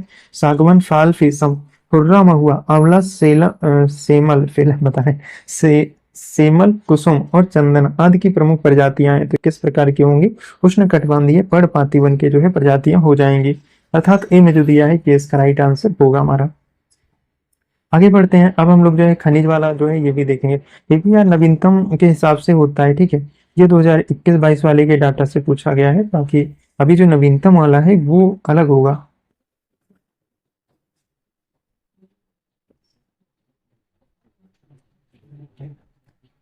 कोलार सोने की खानी किस राज्य में स्थित है? कोलार जो है आपका कर्नाटक में होगा, अर्थात सी जो दिया है ये इसका राइट आंसर हो जाएगा हमारा। दिसंबर 2018 तक उपलब्ध जानकारी के अनुसार किस राज्य में तांबा अयस्क का सबसे बड़ा भंडार है? तो ये जो है आपका राजस्थान हो जाएगा। ठीक है। आगे बढ़ते हैं। अगला क्या दिया है? 2020 की रिपोर्ट के अनुसार निम्नलिखित में से किस राज्य में भारत में कॉपर अयस्क का सबसे बड़ा भंडार संसाधन है? तो ये जो है आपका राजस्थान होगा, अर्थात ए में जो दिया है ये इसका राइट आंसर हो जाएगा हमारा। राजस्थान में खेतड़ी परियोजना किसके उत्पादन के लिए प्रसिद्ध है? तो ये आपका तांबा के लिए हो जाएगा, अर्थात बी में जो दिया है ये इसका राइट आंसर होगा हमारा। राजस्थान के जालौर जिले में किस प्रकार की ग्रेनाइट पाया जाता है? तो ये जो है आपका रोजी पिंक ग्रेनाइट जो है पाई जाती है, अर्थात डी जो दिया है ये इसका राइट आंसर होगा हमारा। निम्नलिखित में से किस राज्य में हाल ही में यूरेनियम खनन भंडार पाए जाते हैं? तो ये आपका राजस्थान हो जाएगा, अर्थात बी जो दिया है ये इसका राइट आंसर होगा हमारा। आगे बढ़ते हैं। अगला क्वेश्चन क्या दिया हमारा? आंध्र प्रदेश का निम्नलिखित में से कौन सा क्षेत्र सक्रिय रूप से पेट्रोलियम के उत्पादन से जुड़ा है? तो इनमें से कौन होगा? तो कृष्ण गोदावरी बेसिन जो है हो जाएगा, अर्थात बी में जो दिया है कि इसका राइट आंसर होगा हमारा। आंध्र प्रदेश राज्य का कृष्ण गोदावरी बेसिन क्षेत्र सक्रिय रूप से पेट्रोलियम के उत्पादन से जुड़ा है। यह पेट्रोलियम एवं गैस के लिए जो है संपन्न क्षेत्र माना जाता है। लौह अयस्क की महत्वपूर्ण खदान कुद्रेमुख है, तो ये जो है आपकी कर्नाटक की हो जाएगी, अर्थात डी जो दिया है ये इसका राइट आंसर होगा हमारा। मैग्नेटाइट है तो मैग्नेटाइट क्या होगा? Fe3O4 होगा, अर्थात बी जो दिया है ये इसका राइट आंसर होगा हमारा। व्याख्या में क्या दिया है? मैग्नेटाइट Fe3O4 लोहे का अयस्क है, लोहे के अन्य अयस्क है, जैसे हेमेटाइट हो गया F3O3, लिमोनाइट हो गया FeOOH.N H2O हो गया। सिंडेराइट की बात करते हैं तो FeCO3 हो जाएगा। आगे बढ़ते हैं। आगे क्या दिया है? निम्नलिखित किसमें कार्बन नहीं होता है? तो इनमें से किसमें कार्बन की मात्रा नहीं पाई जाती है हमको बताना है। तो डायमंड में होगा, ग्रेफाइट, कोयला, तीनों तो पाई जाती है, इनमें से कोई नहीं। डी जो दिया है ये इसका राइट आंसर होगा हमारा। मोनोसाइट किसका अयस्क है? तो ये आपका थ्योरियम का होगा, अर्थात बी जो दिया है ये इसका राइट आंसर होगा हमारा। किस रेडियोधर्मी तत्व के विश्व के सबसे बड़े भंडार भारत में पाए जाते हैं? तो थ्योरियम में जो है पाए जाते हैं। थ्योरियम के भंडार जो है भारत में पाए जाते हैं, अर्थात डी जो दिया है ये इसका राइट आंसर होगा हमारा। भारत का रूर किस नदी बेसिन को कहा जाता है? तो ये आपका गोदावरी को कहा जाता है, दामोदर को कहा जाता है, माफ करना दामोदर, अर्थात ए में जो दिया है ये इसका राइट आंसर होगा हमारा। दामोदर नदी बेसिन को भारत का रूर कहा जाता है। ऐसा इस क्षेत्र में अधिक मात्रा में कोयला एवं अन्य खनिज पदार्थों के उत्खनन के कारण है। रूर जर्मनी स्थित ऐसा क्षेत्र है जो कोयला एवं अन्य खनिजों के उत्पादन की दृष्टि से अत्यधिक समृद्ध है। आगे बढ़ते हैं, निम्न श्रेणी का भूरा कोयला कहलाता है। तो इनमें से किसको कहा जाता है हमको बताना है, तो लिग्नाइट को कहा जाता है, अर्थात बी जो दिया है कि इसका राइट आंसर होगा हमारा। निम्नलिखित में से किसे भूरा कोयला भी कहा जाता है? तो लिग्नाइट को जो है भूरा कोयला कहा जाता है, अर्थात बी जो दिया है ये हमारा इसका राइट आंसर हो जाएगा। आगे बढ़ते हैं, अगला क्वेश्चन क्या दिया है, निम्नलिखित में से किस स्थान पर झारखंड में कोयला क्षेत्र स्थित है? तो ये आपका झरिया हो जाएगा, अर्थात ए में जो दिया है ये इसका राइट आंसर होगा हमारा। झरिया कोयला क्षेत्र झारखंड में स्थित है। यह कोयला क्षेत्र स्थानीय अर्थव्यवस्था में एक महत्वपूर्ण योगदान करता है, जो प्रत्यक्ष या अप्रत्यक्ष रूप से अधिकांश स्थानीय आबादी को रोजगार जो है प्रदान करता है।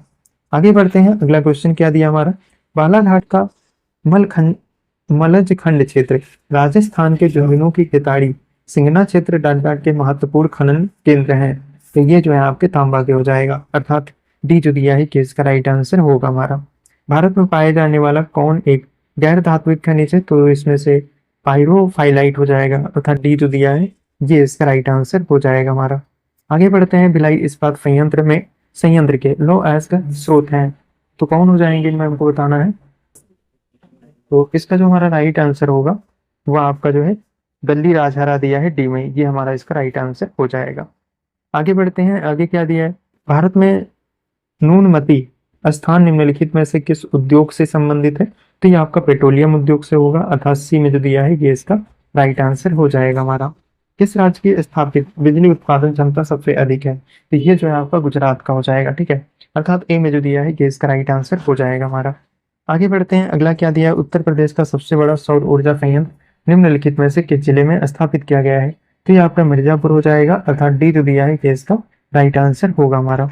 आगे बढ़ते हैं, अगला यहाँ पर क्या दिया हमारा, कुडनकुलम परियोजना किस राज्य में स्थित है? तो ये आपका तमिलनाडु होगा, अर्थात बी जो दिया है ये इसका राइट आंसर होगा हमारा। कुडनकुलम परियोजना तमिलनाडु राज्य में स्थित है। वर्ष 1988 में भारत तथा तत्कालीन सोवियत संघ के मध्य कुडनकुलम में परमाणु ऊर्जा संयंत्र स्थापित करने हेतु एक समझौता पर हस्ताक्षर किया गया था। इसके तहत रूस ने भारत के लिए 2 परमाणु रिएक्टरों का निर्माण किया। दिसंबर 2018 में एक समझौते के तहत रूस कुडनकुलम में 4 और रिएक्टर की स्थापना हेतु राजी हुआ। आगे बढ़ते हैं, आगे क्या दिया है, निम्नलिखित में से कौन नाभिकीय शक्ति संयंत्र उत्तर प्रदेश में स्थित है? तो इनमें से कौन होगा? तो आपका नरौरा होगा, अर्थात बी जो दिया है ये इसका राइट आंसर होगा हमारा। आगे बढ़ते हैं, इसकी व्याख्या देख लेते हैं क्या दिया है भाई। नरौरा नाभिकीय संयंत्र उत्तर प्रदेश में स्थित है, जबकि कैगा जो है कर्नाटक में होगा, कलपक्कम तमिलनाडु में है, काकरापारा गुजरात में हो जाएगा। फ्लाई एस है, फ्लाई एस क्या है? तो एस के जो है लघु कण होते हैं, अर्थात सी जो दिया है ये इसका राइट आंसर होगा हमारा।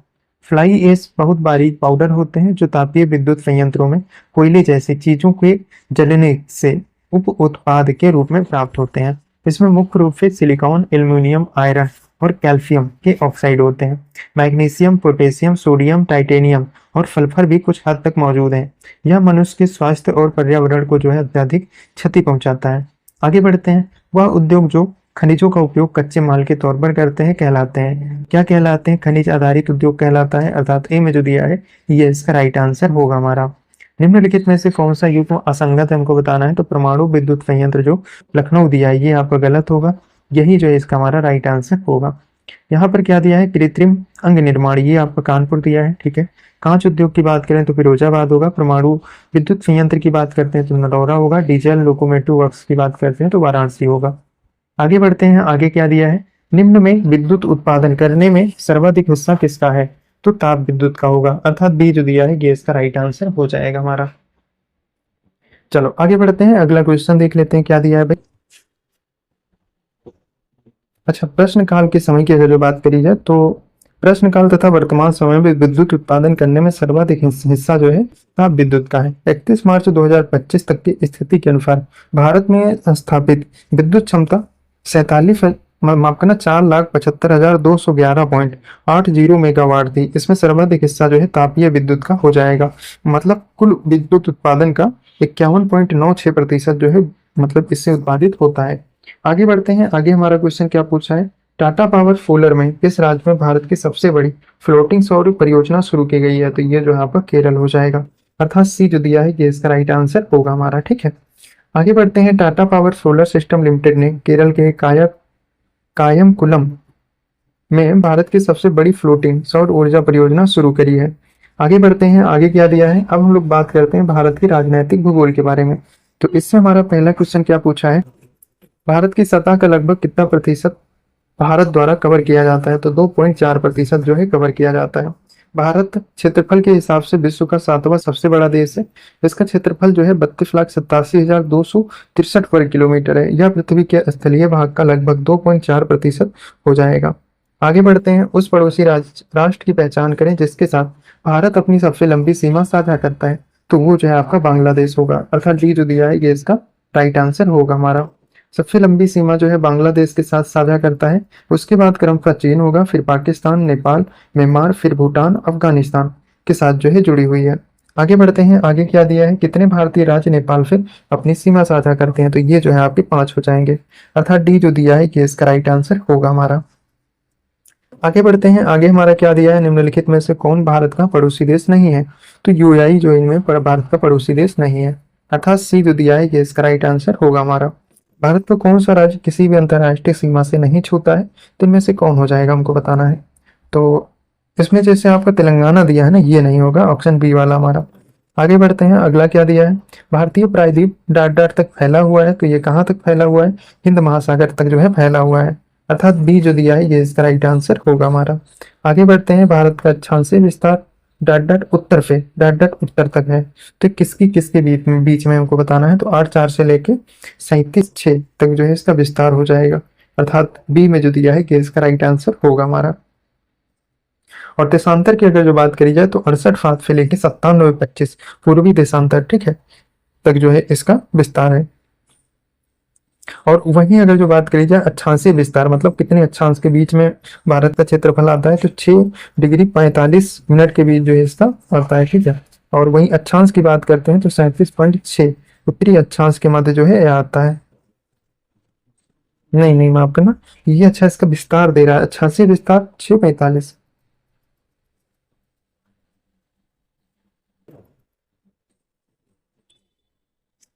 आगे बढ़ते हैं। आगे क्या दिया हमारा, भारत का मानक यमोत्तर रेखा है। तो 82.5 पूर्वी देशांतर जो है हो जाएगा, अर्थात सी में जो दिया है कि इसका राइट आंसर होगा हमारा। भारत का सबसे उत्तरी अक्षांश कौन सा है, तो आपका 37.6 है, अर्थात बी में जो दिया है कि इसका राइट आंसर होगा हमारा। कर्क रेखा निम्नलिखित में से किन राज्यों से होकर गुजरती है, हमको बताना है। तो ये जो है आपका गुजरात होगा, फिर झारखंड हो जाएगा, फिर मिजोरम, मतलब 1 2 4, सी में जो दिया है कि इसका राइट आंसर होगा हमारा। निम्नलिखित में से कौन सा जिला भारत की अंतर्राष्ट्रीय सीमा पर है, तो ये आपका किन्नौर जिला हो जाएगा, अर्थात सी में जो दिया है ये इसका राइट आंसर होगा हमारा। निम्नलिखित में से किस देश के साथ भारत की अंतर्राष्ट्रीय सीमा नहीं लगती है, तो ये जो है आपका श्रीलंका होगा, अर्थात डी जो दिया है ये इसका राइट आंसर होगा हमारा। आगे बढ़ते हैं। यहाँ पर हमारा क्या दिया है, भारत की स्थलीय सीमा उत्तर में चीन व नेपाल, उत्तर पश्चिम में अफगानिस्तान, पश्चिम में पाकिस्तान, पूर्व में बांग्लादेश व म्यांमार तथा उत्तर पूर्व में भूटान से मिलती है। श्रीलंका के साथ भारत की अंतर्राष्ट्रीय स्थलीय सीमा नहीं लगती है। भारत की सीमा कितने देशों से लगती है, हमको बताना है। तो ये जो है आपका 7 से लगती है, ठीक है, अर्थात सी जो दिया है ये इसका राइट आंसर हो जाएगा हमारा। आगे बढ़ते हैं। अगला क्वेश्चन क्या दिया है, भारत की स्थल सीमा की लंबाई कितनी है, हमको बताना है। तो 15,200 किलोमीटर हो जाएगा, अर्थात डी में जो दिया है ये इसका राइट आंसर होगा हमारा। उत्तर प्रदेश भारतीय संघ में कितने राज्यों के साथ अपनी सीमा साझा करता है, तो 8 के साथ करता है, अर्थात बी जो दिया है ये इसका राइट आंसर होगा हमारा। सिक्किम निम्नलिखित में से किस देश के साथ सीमा साझा करता है, तो ये जो है आपका देखो चीन हो गया, नेपाल, भूटान, तीनों के साथ करता है, अर्थात डी जो दिया है ये इसका राइट आंसर होगा हमारा। आगे बढ़ते हैं। भारत और श्रीलंका को अलग करने वाली जल राशि कौन सी है, तो इनमें कौन होगी, तो पाक जल संधि होगी, अर्थात सी जो दिया है ये इसका राइट आंसर होगा हमारा। आगे बढ़ते हैं। अगला क्वेश्चन क्या पूछा है, निम्नलिखित में से क्या 10 डिग्री चैनल से अलग किए गए हैं, तो इनमें से किसको किसको अलग किया गया है, तो मिनिकॉय और मालदीव हो जाएगा, अर्थात सी जो दिया है ये इसका राइट, माफ करना, अच्छा अंडमान निकोबार होगा, अच्छा माफ करना, अंडमान निकोबार होगा, बी में जो दिया है कि इसका राइट आंसर होगा हमारा, अंडमान और निकोबार, ठीक है, 10 डिग्री चैनल के अलग होते हैं। आगे बढ़ते हैं। अगला हमारा क्या दिया भाई, इसकी अच्छा, व्याख्या देख लेते हैं। 10 डिग्री तो देख ही लिया हमने। और आगे दिया है हमारा जो बंगाल की खाड़ी में स्थित है, इसका सर्वोच्च शिखर जो है सेंट्रल पीक हो जाएगा। 8 डिग्री चैनल मालदीव और मिनिकॉय को करता है। 9 डिग्री की बात करते हैं तो ये चैनल मिनिकॉय से लक्षद्वीप को जो है अलग करता है। भारत का सबसे दक्षिणी छोर कौन सा है? ये आपका इंदिरा पॉइंट होगा, अर्थात डी जो दिया है ये इसका राइट आंसर होगा हमारा। पूर्वी तटीय मैदान के दक्षिण भाग को डैश तट कहा जाता है, तो कोरोमंडल तट कहा जाता है, अर्थात सी जो दिया है ये इसका राइट आंसर हो जाएगा हमारा। ठीक है, आगे बढ़ते हैं। यहाँ पर क्या दिया भाई हमारा? पूर्वी तटीय मैदान को दो भागों में वर्गीकृत किया जाता है। पूर्वी तटीय मैदान के उत्तरी भाग को उत्तरी सरकार तट कहा जाता है, तथा दक्षिणी भाग को कोरोमंडल तट कहा जाता है। ये मैदान आंध्र प्रदेश उड़ीसा से होते हुए दक्षिण में तमिलनाडु के केप कोमेरीन तक विस्तृत है। प्रायद्वीपीय भारत का दक्षिणी छोर कन्याकुमारी स्थित है, तो ये कहाँ है? भूमध्य रेखा के उत्तर में, अर्थात डी जो दिया है ये इसका राइट आंसर होगा हमारा। भारत में पृथ्वी के धरातल को कितना प्रतिशत घेरा हुआ है? तो 2.4%, अर्थात डी जो दिया है ये इसका राइट आंसर होगा हमारा। भारत के किस राज्य में कर्क रेखा के अति समीप कोई शहर है? तो इनमें से कौन होगा? तो त्रिपुरा हो जाएगा, अर्थात सी जो दिया है ये इसका राइट आंसर होगा हमारा। आगे बढ़ते हैं। भारत का विश्व में क्षेत्रफल के आधार पर कौन सा स्थान है? तो 7वां स्थान होगा, अर्थात डी जो दिया है ये इसका राइट आंसर हो जाएगा हमारा। आगे बढ़ते हैं। क्षेत्रफल की दृष्टि से भारत का निम्न में से कौन सा राज्य सबसे छोटा है? तो गोवा हो जाएगा, अर्थात सी में जो दिया है ये इसका राइट आंसर होगा हमारा। आगे बढ़ते हैं। अगला क्वेश्चन क्या दिया हमारा? अंडमान और निकोबार तथा लक्षद्वीप समेत भारत की कुल तटीय रेखा की लंबाई कितनी है? तो 7500 किलोमीटर हो जाएगा, अर्थात सी में जो दिया है ये इसका राइट आंसर होगा हमारा। भारत 3 ओर से समुद्र से घिरा हुआ है। यह पूर्व में बंगाल की खाड़ी, दक्षिण में हिंद महासागर तथा पश्चिम में अरब सागर से घिरा हुआ है। भारत की तट रेखा की कुल लंबाई 7516.6 किलोमीटर है। भारत की तट रेखा पर कुल 9 राज्य जो है स्थित हो जाएंगे। आगे बढ़ते हैं। डाट डाट दर्रा तिब्बत के साथ सिक्किम राज्य को जोड़ने वाली भारतीय चीन सीमा पर है, तो कौन हो जाएगा? तो नाथुला हो जाएगा, अर्थात बी में जो दिया है ये इसका राइट आंसर होगा हमारा। आगे बढ़ते हैं। व्याख्या में क्या दिया हमारा? सिक्किम स्थित नाथुला दर्रा हिमालय क्षेत्र में समुद्र तल से लगभग 14,450 फीट की ऊंचाई पर स्थित है। तिब्बती भाषा में नाथु का अर्थ सुनने वाला कान तथा ला का अर्थ दर्रा, अर्थात भारत तिब्बत सीमा पर स्थित नाथुला दर्रा सिक्किम, भारत और चीन को जो है जोड़ता है। आगे बढ़ते हैं। आगे क्या दिया हमारा? भारत की समुद्री सीमा तटीय किनारे से डाट डाट से दूर तक समुद्र में फैली हुई है, तो ये आपका 12 समुद्री मील हो जाएगा, अर्थात सी में जो दिया है ये इसका राइट आंसर होगा हमारा। आगे बढ़ते हैं। अगला क्या दिया है? क्षेत्रफल की दृष्टि से उत्तर प्रदेश का भारत के राज्यों में कौन सा स्थान है? तो ये आपका चौथा हो जाएगा, अर्थात सी जो दिया है ये इसका।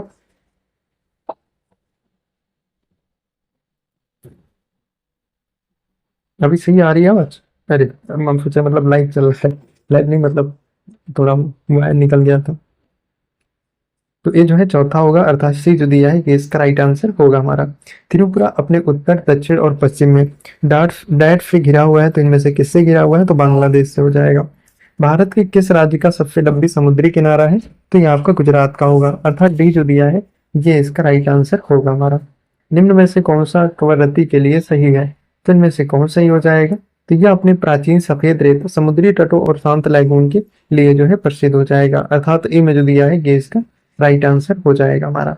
अब हम लोग जो है बात करेंगे जलवायु और मौसम के बारे में। तो यहाँ से जो क्वेश्चन बने हैं वो हम लोग अब देखेंगे, ठीक है।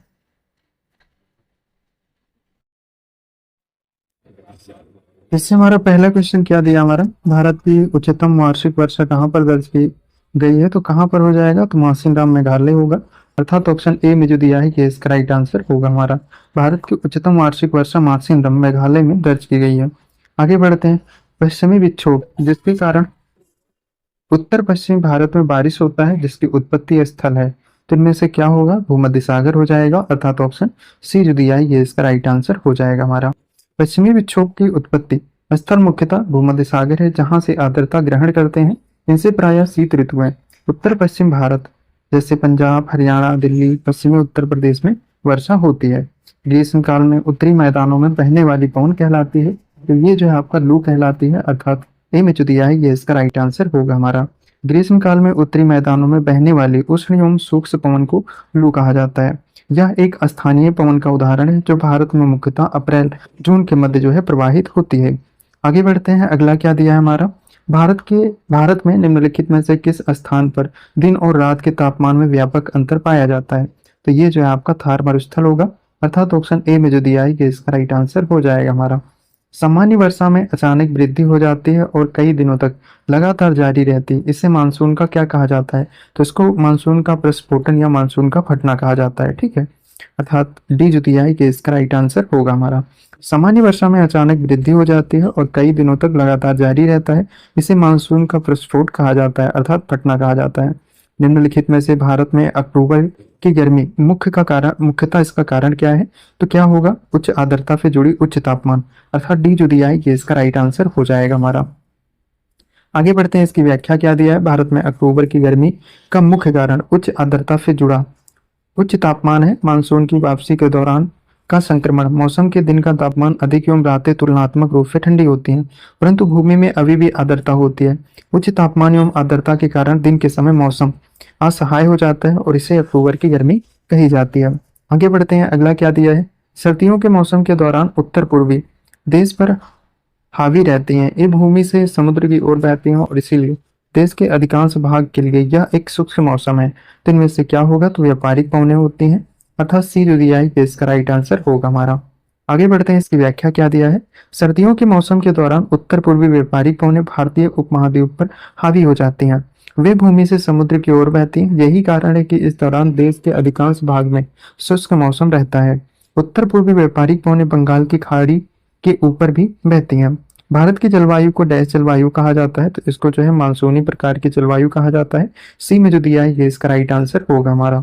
भारत की जलवायु को मानसूनी जलवायु कहा जाता है। परंपरागत रूप से मानसून का संबंध मौसमी हवाओं के परिवर्तन से है, जिसके माध्यम से दक्षिण पूर्व एशिया के देशों में वर्षा होती है।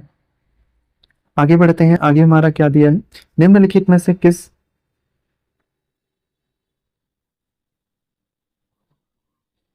कारक के कारण भारतीय उपमहाद्वीप में मध्य एशिया की तुलना में अपेक्षाकृत हल्की सर्दियां होती हैं। तो ये कहाँ पर देखने को मिलती है, तो हिमालय वाले क्षेत्र में देखने को मिलती है।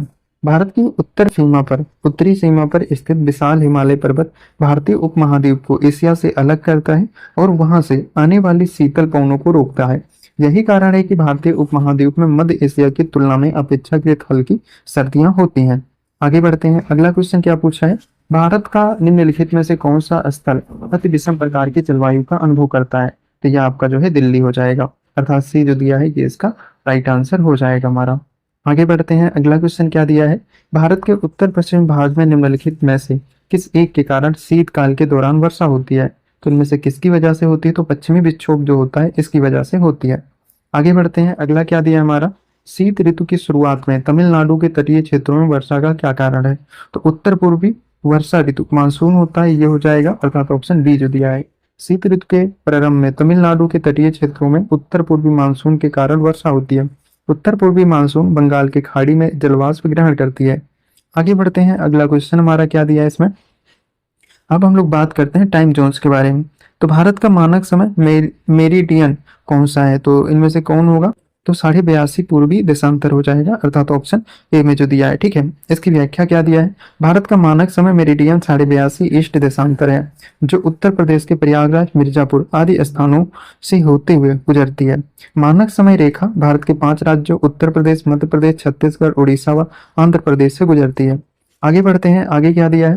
भारतीय मानक समय ग्रीनविच मध्य समय अर्थात जीएमटी से डॉट आगे है, तो ये जो है आपका 5.5 घंटे आगे हो जाएगी, अर्थात सी जो दिया है ये इसका राइट आंसर हो जाएगा हमारा। आगे बढ़ते हैं, अब हम लोग बात करते हैं जनसंख्यीय परिवर्तन तथा प्रवास के बारे में। तो 2019 के अनुसार निम्नलिखित में से भारत में किस शहर की जनसंख्या सबसे अधिक है। तो ये आपका मुंबई हो जाएगा, अर्थात बी जो दिया है ये इसका राइट आंसर होगा हमारा, ठीक है। चल आगे बढ़ते हैं, अगला क्वेश्चन क्या दिया है। जन्म और मृत्यु के पंजीकरण का अधिनियम वर्ष डॉट में लागू किया गया था। तो ये कब लागू किया गया था, 1969, अर्थात ऑप्शन बी जो दिया है ये इसका राइट आंसर होगा हमारा। आगे बढ़ते हैं, अगला क्वेश्चन क्या दिया है। 2019 के अनुसार भारत के किस राज्य की शहरी जनसंख्या सबसे अधिक है। तो ये जो है आपका महाराष्ट्र हो जाएगा, अर्थात डी जो दिया है ये इसका राइट आंसर हो जाएगा हमारा। ठीक है, आगे बढ़ते हैं। अगला क्या दिया है, जनगणना रिपोर्ट 2011 के अनुसार उत्तर प्रदेश में बाल लिंगानुपात कितना है? तो 800, सॉरी 8, भाई 902 दिखा रहा है। अच्छा हाँ सही, 916 है वर्तमान में, लेकिन ये कब का पूछा है भाई? अच्छा नहीं सही है यार, 2011 के अनुसार उत्तर प्रदेश का बाल लिंगानुपात 902 है। अच्छा बाल लिंगानुपात पूछ रहा है, ठीक है। चल आगे बढ़ते हैं, अगला क्वेश्चन देख लेते हैं क्या दिया हमारा। जनगणना 2011 के अनुसार राज्य के सर्वाधिक और न्यूनतम जनसंख्या वाले जिले कौन से हैं? तो सबसे अधिक जो है जनसंख्या इलाहाबाद में, सबसे कम जो है आपका महोबा हो जाएगा। ठीक है, चल आगे बढ़ते हैं, अगला क्वेश्चन देख लेते हैं हमसे क्या पूछा है इसमें। 2011 की जनगणना रिपोर्ट के अनुसार निम्नलिखित में से किस राज्य में जनजातीय जनसंख्या नहीं है? तो ये आपका हरियाणा हो जाएगा, अर्थात ए में जो दिया है ये इसका राइट आंसर होगा हमारा। 2011 की जनगणना की रिपोर्ट के अनुसार हरियाणा एवं पंजाब राज्य में जनजातीय जनसंख्या नहीं है। नागालैंड एवं अरुणाचल प्रदेश में कोई भी अनुसूचित जाति निवास नहीं करती है। भारत में जनगणना की शुरुआत 1872 ईस्वी में लॉर्ड मेयो के कार्यकाल में हुई थी और नियमित दशकीय जनगणना की शुरुआत 1881 ईस्वी में लॉर्ड रिपन के कार्यकाल में हुई थी। आगे बढ़ते हैं, आगे क्या दिया है, 2011 की जनगणना रिपोर्ट के अनुसार प्रति वर्ग किलोमीटर भारत का जनघनत्व है। तो कितना है हमको बताना है, 382 हो जाएगा, अर्थात ऑप्शन सी में जो दिया है कि इसका राइट आंसर होगा हमारा। भारत का जनघनत्व की बात करी जाए तो 382 व्यक्ति प्रति वर्ग किलोमीटर है। ठीक है, भारत में सबसे अधिक राज्य की अगर जो बात करी जाए जनघनत्व के बारे में तो आपका बिहार होगा। बिहार का कितना है, 1106 हो जाएगा। ठीक है, आगे बढ़ते हैं, आगे क्या दिया है, 2011 की जनगणना रिपोर्ट के अनुसार निम्नलिखित में से किस राज्य में जनसंख्या घनत्व सर्वाधिक है? तो वो आपका बिहार होगा, अर्थात डी जो दिया है ये इसका राइट आंसर होगा हमारा।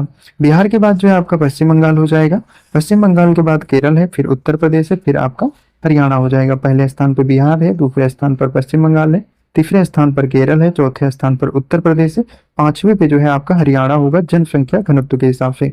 आगे बढ़ते हैं, आगे क्या दिया है,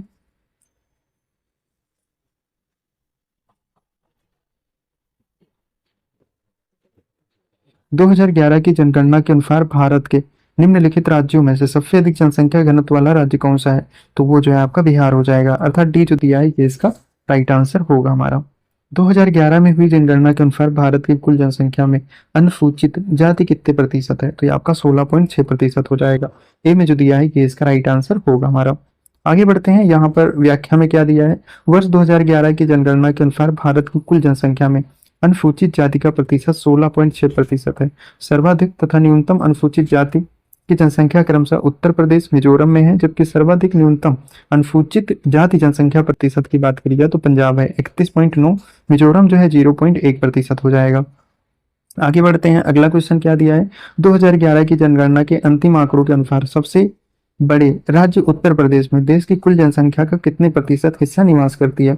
तो 16.49% हो जाएगा, अर्थात बी जो दिया है ये इसका राइट आंसर होगा हमारा। निम्नलिखित में से वह कौन सा राज्य है जिसका 2011 जनगणना के अनुसार सबसे अधिक जनसंख्या घनत्व है? तो वो जो है इसमें पश्चिम बंगाल हो जाएगा, अर्थात डी जो दिया है ये इसका राइट आंसर होगा हमारा। आगे बढ़ते हैं, अगला क्या दिया है, 2011 की जनगणना के अनुसार कौन सा एकमात्र राज्य था जिसकी वर्ष 2001 से 2011 के दौरान ऋणात्मक घातीय जनसंख्या वृद्धि दर थी? तो यह आपका नागालैंड हो जाएगा, अर्थात ए में जो दिया है ये इसका राइट आंसर होगा हमारा। आगे बढ़ते हैं, आगे क्या दिया भाई हमारा, भारत में दुनिया की कुल आबादी का लगभग 1.8 है, तो लगभग कितना है, तो 17% हो जाएगा, अर्थात डी जो दिया है ये इसका राइट आंसर होगा हमारा। आगे बढ़ते हैं, आगे क्या दिया है, 2001 और 2011 की जनगणना के बीच भारत की जनसंख्या में 1.8 की वृद्धि हुई है, तो 17.7% का जो है वृद्धि देखने को मिला है। बी में जो दिया है ये इसका राइट आंसर हो जाएगा हमारा। आगे बढ़ते हैं, आगे क्या दिया है, निम्न में से किस प्रदेश की मध्य आयु न्यूनतम है? तो इनमें से उत्तर प्रदेश की जो है मध्य आयु न्यूनतम हो जाएगी, अर्थात सी जो दिया है ये इसका राइट आंसर हो जाएगा हमारा। जनगणना 2011 के अनुसार भारत का तीसरा सबसे अधिक आबादी वाला राज्य कौन है? तो इनमें से कौन हो जाएगा हमको बताना है सबसे अधिक आबादी वाला, तो आपका बिहार हो जाएगा, अर्थात डी जो दिया है ये इसका राइट आंसर होगा हमारा। अगर जो 5 सबसे अधिक आबादी वाले राज्य की बात करी जाए तो आपका उत्तर प्रदेश होगा, फिर आपका महाराष्ट्र है, फिर बिहार हो जाएगा, पश्चिम बंगाल, फिर आंध्र प्रदेश। ये जो है आपके पांचों राज्य सबसे अधिक आबादी वाले हो जाएंगे। ठीक है, चल आगे बढ़ते हैं, अगला क्या दिया है हमारा इसमें, भारत में सर्वाधिक जनसंख्या वाला राज्य कौन सा है? सर्वाधिक जनसंख्या वाले राज्य की बात करी जाए तो उत्तर प्रदेश होगा, अर्थात बी में जो दिया है ये इसका राइट आंसर होगा हमारा। आगे बढ़ते हैं, अगला क्या दिया है। वर्ष 2011 की जनगणना के अनुसार भारत में वयोवृद्ध महिला नागरिकों की संख्या है तो कितनी है, तो 53 मिलियन हो जाएगा। अर्थात सी जो दिया है ये इसका राइट आंसर होगा हमारा। निम्नलिखित में से भारत के किस राज्य में जनसंख्या घनत्व बहुत कम है, तो ये आपका अरुणाचल प्रदेश होगा। अर्थात बी जो दिया है ये इसका राइट आंसर हो जाएगा। भारत का सबसे कम जनसंख्या वाला राज्य कौन सा है, तो आपका सिक्किम होगा। अर्थात ए में जो दिया है ये इसका राइट आंसर होगा हमारा। इनमें से किस भारतीय राज्य में 100 मिलियन से अधिक आबादी नहीं है, तो आपका पश्चिम बंगाल हो जाएगा, जहां पर जो है 100 मिलियन से अधिक आबादी नहीं निवास करती है। ठीक है, चल आगे बढ़ते हैं, अगला क्वेश्चन देख लेते हैं हमसे क्या पूछा है इसमें। जनगणना 2011 के अनुसार उत्तर प्रदेश की साक्षरता दर है तो कितनी हो जाएगी, हमको बताना है, तो 67.68% हो जाएगा। अर्थात सी में जो दिया है ये इसका राइट आंसर होगा हमारा। इसकी व्याख्या में क्या दिया है, वर्ष 2011 की जनगणना के अनुसार उत्तर प्रदेश की साक्षरता दर 67.68% है। 2011 की जनगणना के अनुसार पुरुष साक्षरता दर 67.28%, वहीं महिला साक्षरता दर की 57.18% हो जाएगा। आगे बढ़ते हैं, नीचे दिए गए राज्यों में महिला साक्षरता दर कहाँ सबसे कम है, तो ये आपका बिहार हो जाएगा। ठीक है, अर्थात बी जो दिया है ये इसका राइट आंसर होगा हमारा।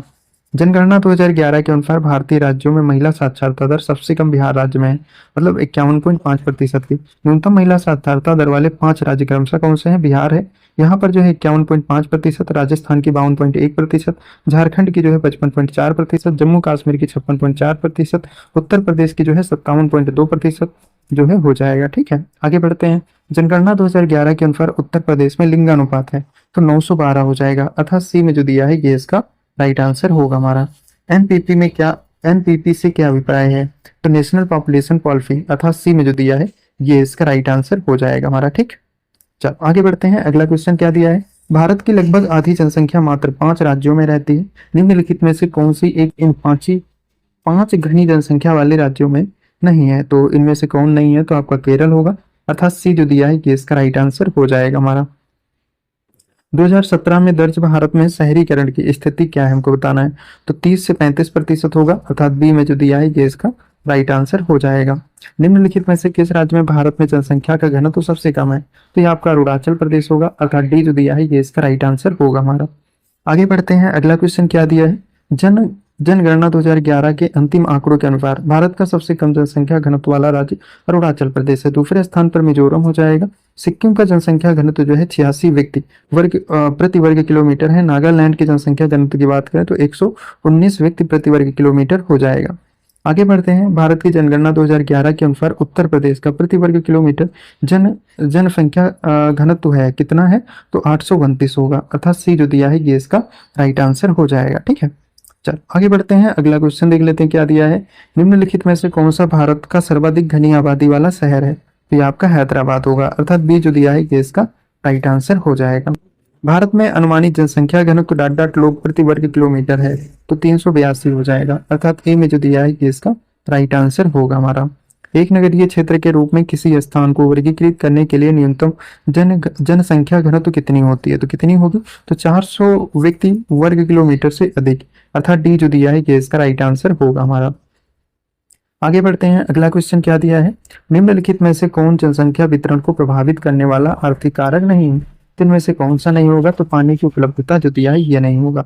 अर्थात बी जो दिया है ये इसका राइट आंसर होगा हमारा। ठीक है, चलो अब हम लोग बात करेंगे भारत का भूगोल विविध वाला सेक्शन।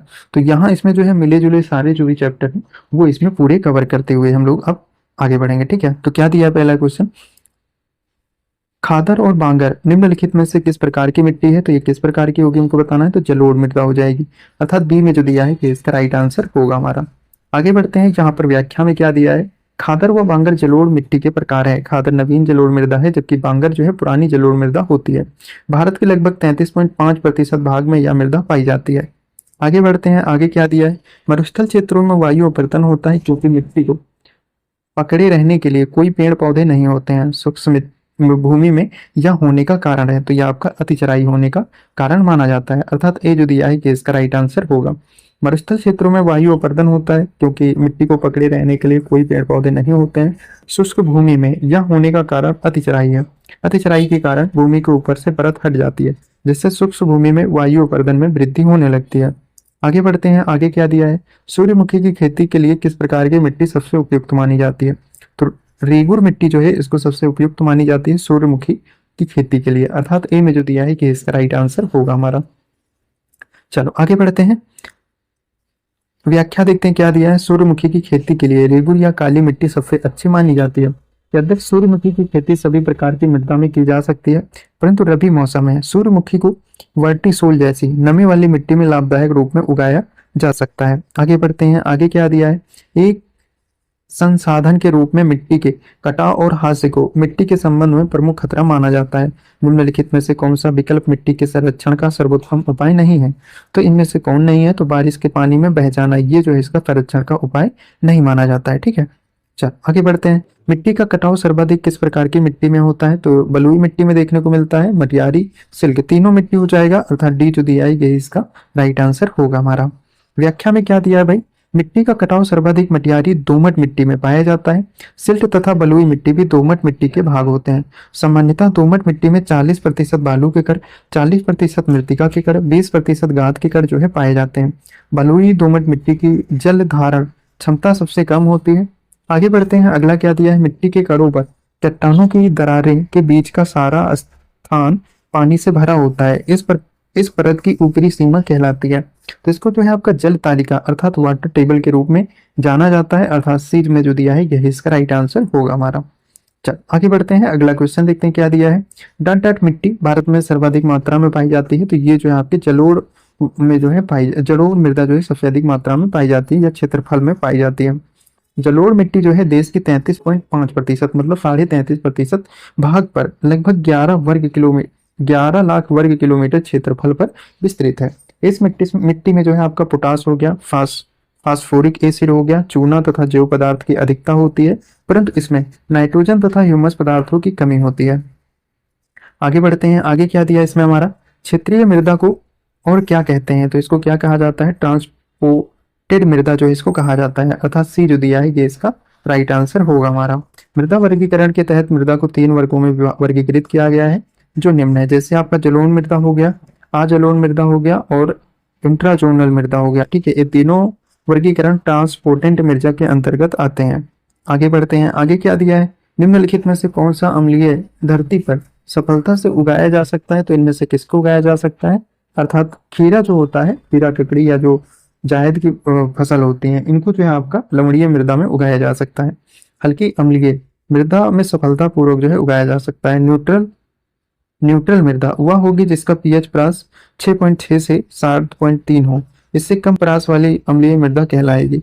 खीरा जिस प्रकार की मृदा में उत्पन्न होता है उसका पीएच रेंज 6.1 से 6.5 होता है। आगे बढ़ते हैं, आगे क्या दिया, भारत के कोई क्षेत्रों में लाल मिट्टी पाई जाती है। मिट्टी के लाल रंग होने का मुख्य कारण क्या है, फेरिक ऑक्साइड की उपस्थिति, अर्थात सी जो दिया है ये इसका राइट आंसर होगा हमारा। लाल मिट्टी का निर्माण जलवायु परिवर्तनों के परिणाम स्वरूप रवेदार एवं कायंत्रित फैलों के विघटन एवं नियोजन से होता है। इस मिट्टी में सिलिका एवं आयरन की बहुलता होती है। इस मिट्टी का लाल रंग फेरिक ऑक्साइड की उपस्थिति के कारण होता है, लेकिन जल योजित रूप से यह पीली दिखाई देती है। आगे बढ़ते हैं, आगे क्या दिया है, सूक्ष्म मृदा का एक इकाई आयतन द्रव्यभार क्या कहलाता है। तो इसको जो है स्थूल घनत्व कहा जाता है, अर्थात डी जो दिया है ये इसका राइट आंसर होगा हमारा। आगे बढ़ते हैं, इसकी व्याख्या देखते हैं क्या दिया है। शुष्क मृदा का एक इकाई आयतन द्रव्यभार स्थूल घनत्व से परिभाषित किया जाता है। इसे ग्राम प्रति घन मीटर में प्रदर्शित किया जाता है। खनिज तथा कार्बनिक अवयवों का अनुपात स्थूल घनत्व को परिभाषित करता है। आगे बढ़ते हैं, उत्तर प्रदेश में प्रमुख रबी फसल कौन सी है। तो गेहूं, चना, मटर जो हो जाएगा, अर्थात ए में जो दिया है ये इसका राइट आंसर होगा हमारा। 1718 के अनुसार दालों के वैश्विक उत्पादन में भारत का डट स्थान है। तो इसमें पहला स्थान हो जाएगा, अर्थात ए में जो दिया है ये इसका राइट आंसर होगा हमारा। आगे बढ़ते हैं, एफएओ द्वारा जारी the global economy of pulse 2020 के अनुसार दालों के वैश्विक उत्पादन में भारत का पहला स्थान है। एफएओ द्वारा जारी आंकड़ों के अनुसार वर्ष 2023 में भी दालों के वैश्विक उत्पादन में भारत का पहला स्थान है। आगे बढ़ते हैं, आगे क्या दिया है, डाट क्रांति से भारत विश्व का सबसे बड़ा दुग्ध उत्पादक देश बन गया है। तो ये जो आपका श्वेत क्रांति के हो गया है। ठीक है, श्वेत क्रांति ऑपरेशन फ्लड से भारत विश्व का सबसे बड़ा दुग्ध उत्पादक देश बन गया है। ऑपरेशन फ्लड कार्यक्रम वर्ष 1970 में शुरू हुआ था। श्वेत क्रांति के जनक डॉक्टर वर्गीज कुरियन थे। आगे बढ़ते हैं, आगे क्या दिया हमारा इसमें, 18-19 के दौरान भारत द्वारा कुल कितने मिलियन टन अनाज का उत्पादन किए जाने का अनुमान है। तो कितने टन का अनुमान हो जाएगा हमको बताना है। तो 332 मिलियन टन, 332.30 मिलियन टन अनाज उत्पादित करने का अनुमान है। ऐसे क्वेश्चन जो है ना, ये आर्थिकी वाला जो डाटा आता है हर साल, उसको देख लेना, क्योंकि हर साल चेंज होता रहता है। ठीक है, ये क्वेश्चन जब पूछा गया तब के हिसाब से था, लेकिन इस समय ये बदल गया होगा। मौसम के दौरान रबी फसल की खेती की जाती है, तो किस मौसम के दौरान रबी की फसल की खेती की जाती है? तो सर्दी मौसम के दौरान जो है किया जाता है। ठीक है, आगे बढ़ते हैं। आगे क्या दिया हमारा, भारत में रबी फसल की बुआई सर्दी के मौसम में होती है, जैसे गेहूं, चना, जौ, मटर, सरसों, आलू आदि रबी फसल के उदाहरण है। खरीफ फसल की बुआई जून जुलाई महीने में होती है। चावल, ज्वार, बाजरा, मक्का, मूंगफली, तिल आदि ये सारे जो है आपके खरीफ के उदाहरण हो जाएंगे। विश्व प्रसिद्ध मथनिया मिर्च किस राज्य से संबंधित है? तो ये जो है आपका राजस्थान से हो जाएगा, अर्थात सी में जो दिया है ये इसका राइट आंसर होगा हमारा। ठीक है, चल आगे बढ़ते हैं। अगला क्वेश्चन क्या पूछा है इसमें हमसे, खेत का वह रूप जिसमें किसान और किसान के परिवार के निर्वाह के लिए लगभग सभी फसलें उगाई जाती हैं या पशुपालन किए जाते हैं, उसे पारंपरिक रूप से किस नाम से जाना जाता है? तो इसको जीविका कृषि के नाम से जाना जाता है, अर्थात ए में जो दिया है ये इसका राइट आंसर हो जाएगा हमारा। आगे बढ़ते हैं। अगला क्वेश्चन क्या दिया है, निम्नलिखित में से कौन सी एक खरीफ की फसल है? तो इनमें से कपास जो है आपकी खरीफ की फसल हो जाएगी, अर्थात ए में जो दिया है ये इसका राइट आंसर होगा हमारा। गेहूं, चना, सरसों रबी की प्रमुख फसल है, जबकि कपास खरीफ की फसल है। कपास एक उष्ण तथा उपोष्ण कटिबंधीय नकदी फसल है। इसे सफेद सोना भी कहा जाता है। इसका मूल स्थान भारत है। इसके उत्पादन के लिए काली मिट्टी सर्वाधिक उपयुक्त मानी जाती है। आगे बढ़ते हैं। अगला क्या दिया है, निम्नलिखित में से कौन सा एक भारतीय कृषि की मुख्य विशेषता नहीं है? तो इसमें औद्योगिक फसलों की प्रधानता, ये जो दिया है ये इसका राइट आंसर होगा हमारा। आगे बढ़ते हैं। यहाँ पर क्या दिया है भाई हमारा, 2016-17 के दौरान भारत में कुल खाद्यान्न उत्पादन लगभग 8 मिलियन टन था, तो कितना हो जाएगा? तो 275 मिलियन टन जो है हो जाएगा, अर्थात बी में जो दिया है ये इसका राइट आंसर होगा। आगे बढ़ते हैं। भारतीय हरित क्रांति के दौरान निम्नलिखित में से किन अनाजों का अत्यधिक उत्पादन किया जाता है? तो इनमें से किसका उत्पादन किया गया था? तो गेहूं और चावल का किया गया था। गेहूं चावल दिया है सी नंबर में, ये जो होगा इसका राइट आंसर हो जाएगा। भारत में वर्ष 1966-67 में हरित क्रांति को औपचारिक तौर पर अपनाया गया। प्रारंभ में उच्च उत्पादन किस्मों का प्रयोग गेहूं, चावल, ज्वार, बाजरा, मक्का में ही किया गया, परंतु भारतीय हरित क्रांति के दौरान गेहूं चावल अत्यधिक उत्पादित किया गया था। आगे बढ़ते हैं। आगे क्या दिया है, इनमें से किस आयोग ने किसानों के लिए न्यूनतम समर्थन मूल्य अनुशंसित करना अनिवार्य बनाया? तो एमएसपी के द्वारा जो है हो जाएगी कृषि लागत एवं कीमत अनुपात, अर्थात बी जो दिया है ये इसका राइट आंसर हो जाएगा। आगे बढ़ते हैं। अगला क्या दिया है, निम्न में कौन सा राज्य भारत में खाद्यान्न का सबसे बड़ा उत्पादक है? तो यह आपका उत्तर प्रदेश हो जाएगा, अर्थात सी में जो दिया है ये इसका राइट आंसर होगा हमारा। ठीक है, आगे बढ़ते हैं। आगे क्या दिया है, पर्यावरण खेती को डाट डाट नाम से भी जाना जाता है, इसको जो है आपका जैविक खेती के नाम से भी जाना जाता है। डी में जो दिया है ये इसका राइट आंसर हो जाएगा हमारा। ठीक, चल आगे बढ़ते हैं। अगला क्वेश्चन हमसे क्या पूछा है, डाट डाट एक प्रकार की खेती है जिसमें किसान अपने संसाधनों को एक जगह एकत्रित करते हैं और अपने संसाधनों के अनुपात में कृषि उत्पादों को वितरित करते हैं, तो वो कौन है? सहकारी खेती होती है, अर्थात डी जो दिया है ये इसका राइट आंसर हो जाएगा हमारा। उच्च पैदावार वाले बीज की किस्म सोनालिका और कल्याण, सोना किस फसल से संबंधित है? तो ये आपका गेहूं से हो जाएगा, अर्थात सी में जो दिया है ये इसका राइट आंसर होगा हमारा। ठीक है, आगे बढ़ते हैं। अगला क्या दिया है, पूसा हाइब्रिड ज्वार किसकी संकर प्रजाति है? तो ये आपकी टमाटर की हो जाएगी, अर्थात बी में जो दिया है ये इसका राइट आंसर हो जाएगा। ठीक है, अच्छा आगे बढ़ते हैं। अगला क्या दिया है, पूसा रूबी किसकी उन्नत किस्म है? तो ये जो है आपकी टमाटर की हो जाएगी, अर्थात डी जो दिया है ये इसका राइट आंसर हो जाएगा हमारा। तंबाकू की प्रति हेक्टेयर बीज दर क्या होती है? तो 3 से 5 किलोग्राम जो है इसका बीज दर होता है तंबाकू का। मतलब ऐसे क्वेश्चनों अच्छा मतलब भाई एग्जाम भी तो ऐसा है। तो चल आगे बढ़ते हैं। अगला क्या दिया है, निम्नलिखित में से डाट डाट को छोड़कर सभी खरीफ फसलें हैं, तो इनमें से किसे छोड़कर जो है सारी खरीफ फसलें हो जाएंगी? तो गेहूं की जो फसल है ये आपकी रबी की फसल होगा, बाकी मक्का, बाजरा, रागी, धान ये सारे जो है खरीफ की फसल हो जाएंगे। ठीक, आगे बढ़ते हैं। हरित क्रांति के संदर्भ में HYV बीज क्या है? इन्हें चमत्कारी बीज भी कहा जाता है। तो ये जो है आपके कैसे हो जाएंगे? तो उच्च उपज वाली किस्म, अर्थात हाई यील्ड वेराइटी, डी में जो दिया है ये इसका राइट आंसर हो जाएगा हमारा। आगे बढ़ते हैं। सर्दियों में उगाई जाने वाली फसलें जिनकी वसंत में कटाई की जाती है डाट डाट फसलें कहलाती हैं, तो ये आपकी रबी की फसल कहलाती है, अर्थात ए में जो दिया है ये इसका राइट आंसर होगा हमारा। आगे बढ़ते हैं। अगला क्वेश्चन क्या पूछा है इसमें हमसे, निम्नलिखित में से किस क्रांति ने तिलहनों के उत्पादन में वृद्धि उत्पन्न की है? तो ये आपकी पीली क्रांति होगी। अर्थात डी जो दिया है ये इसका राइट आंसर होगा हमारा। तिलहनों के उत्पादन में वृद्धि लाने के उद्देश्य से नवीन रणनीति के तहत खाद्य तेल और तिलहन फसलों के उत्पादन के क्षेत्र में अनुसंधान और विकास की रणनीति को पीली क्रांति नाम दिया गया। भारत में पीली क्रांति के पिता सैम पित्रोदा को माना जाता है। आगे बढ़ते हैं। स्वर्ण क्रांति भारत में निम्नलिखित में से किस कृषि क्षेत्र क्षेत्र में विकास के लिए जिम्मेदार है? तो ये आपके बागवानी के लिए हो जाएगा, अर्थात बी जो दिया है ये इसका राइट आंसर होगा हमारा। ठीक है, स्वर्ण क्रांति बागवानी क्षेत्र के विकास से संबंधित है, जबकि तिलहन उत्पादन से पीली क्रांति, पेट्रोलियम उत्पादन से काली क्रांति, आलू उत्पादन से गोल्ड क्रांति संबंधित है। खरीफ फसलों के लिए किस तरह के मौसम की आवश्यकता होती है? तो ये आपका गर्म और नम, अर्थात ए में जो दिया है कि इसका राइट आंसर हो जाएगा। चावल निम्नलिखित में से किस राज्य की एक वाणिज्यिक फसल है? तो यहाँ पर पंजाब की हो जाएगा, अर्थात डी में जो दिया है ये इसका राइट आंसर हो जाएगा हमारा। ठीक है, चलो आगे बढ़ते हैं, अगला क्वेश्चन देखते हैं क्या पूछा है हमसे।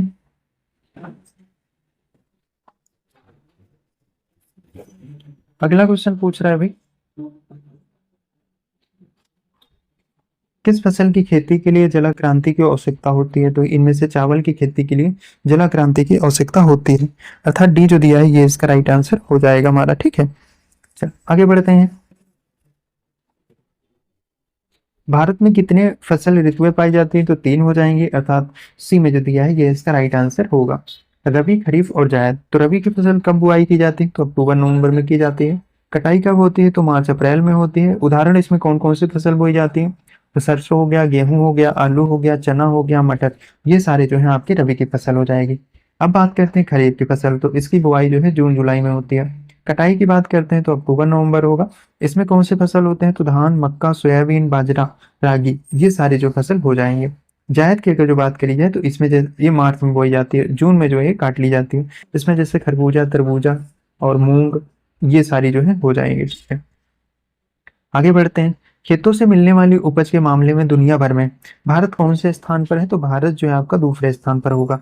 खेतों से मिलने वाली उपज के मामले में भारत विश्व में दूसरे स्थान पर है। संयुक्त राष्ट्र खाद्य एवं कृषि संगठन के वर्ष 2023 के आंकड़ों के अनुसार खेतों से मिलने वाली उपज के मामले में दुनिया भर में जो है चीन प्रथम स्थान पर पहुंच गया है। आगे बढ़ते हैं। भारत में गेहूं की औसत पैदावार कितनी है? तो 2000 किलोग्राम प्रति हेक्टेयर से अधिक, अर्थात डी जो दिया है ये इसका राइट आंसर हो जाएगा हमारा। चल आगे बढ़ते हैं, अगला क्वेश्चन क्या दिया है इसमें हमारा। भारत में कुल गन्ना उत्पादन का कितना प्रतिशत उत्तर प्रदेश पैदा करता है?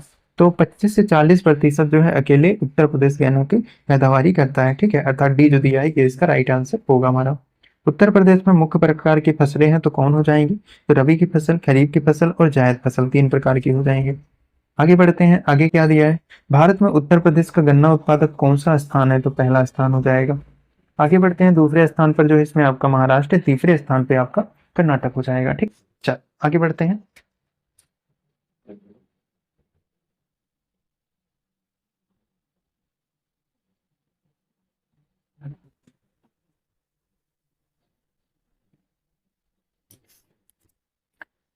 निम्नलिखित में से दो जुताई की प्राथमिक उपकरण है, तो इनमें से कौन से दो प्राथमिक उपकरण माने जाते हैं इनको बताना है। तो इस क्वेश्चन पे तो हमारा राइट आंसर होगा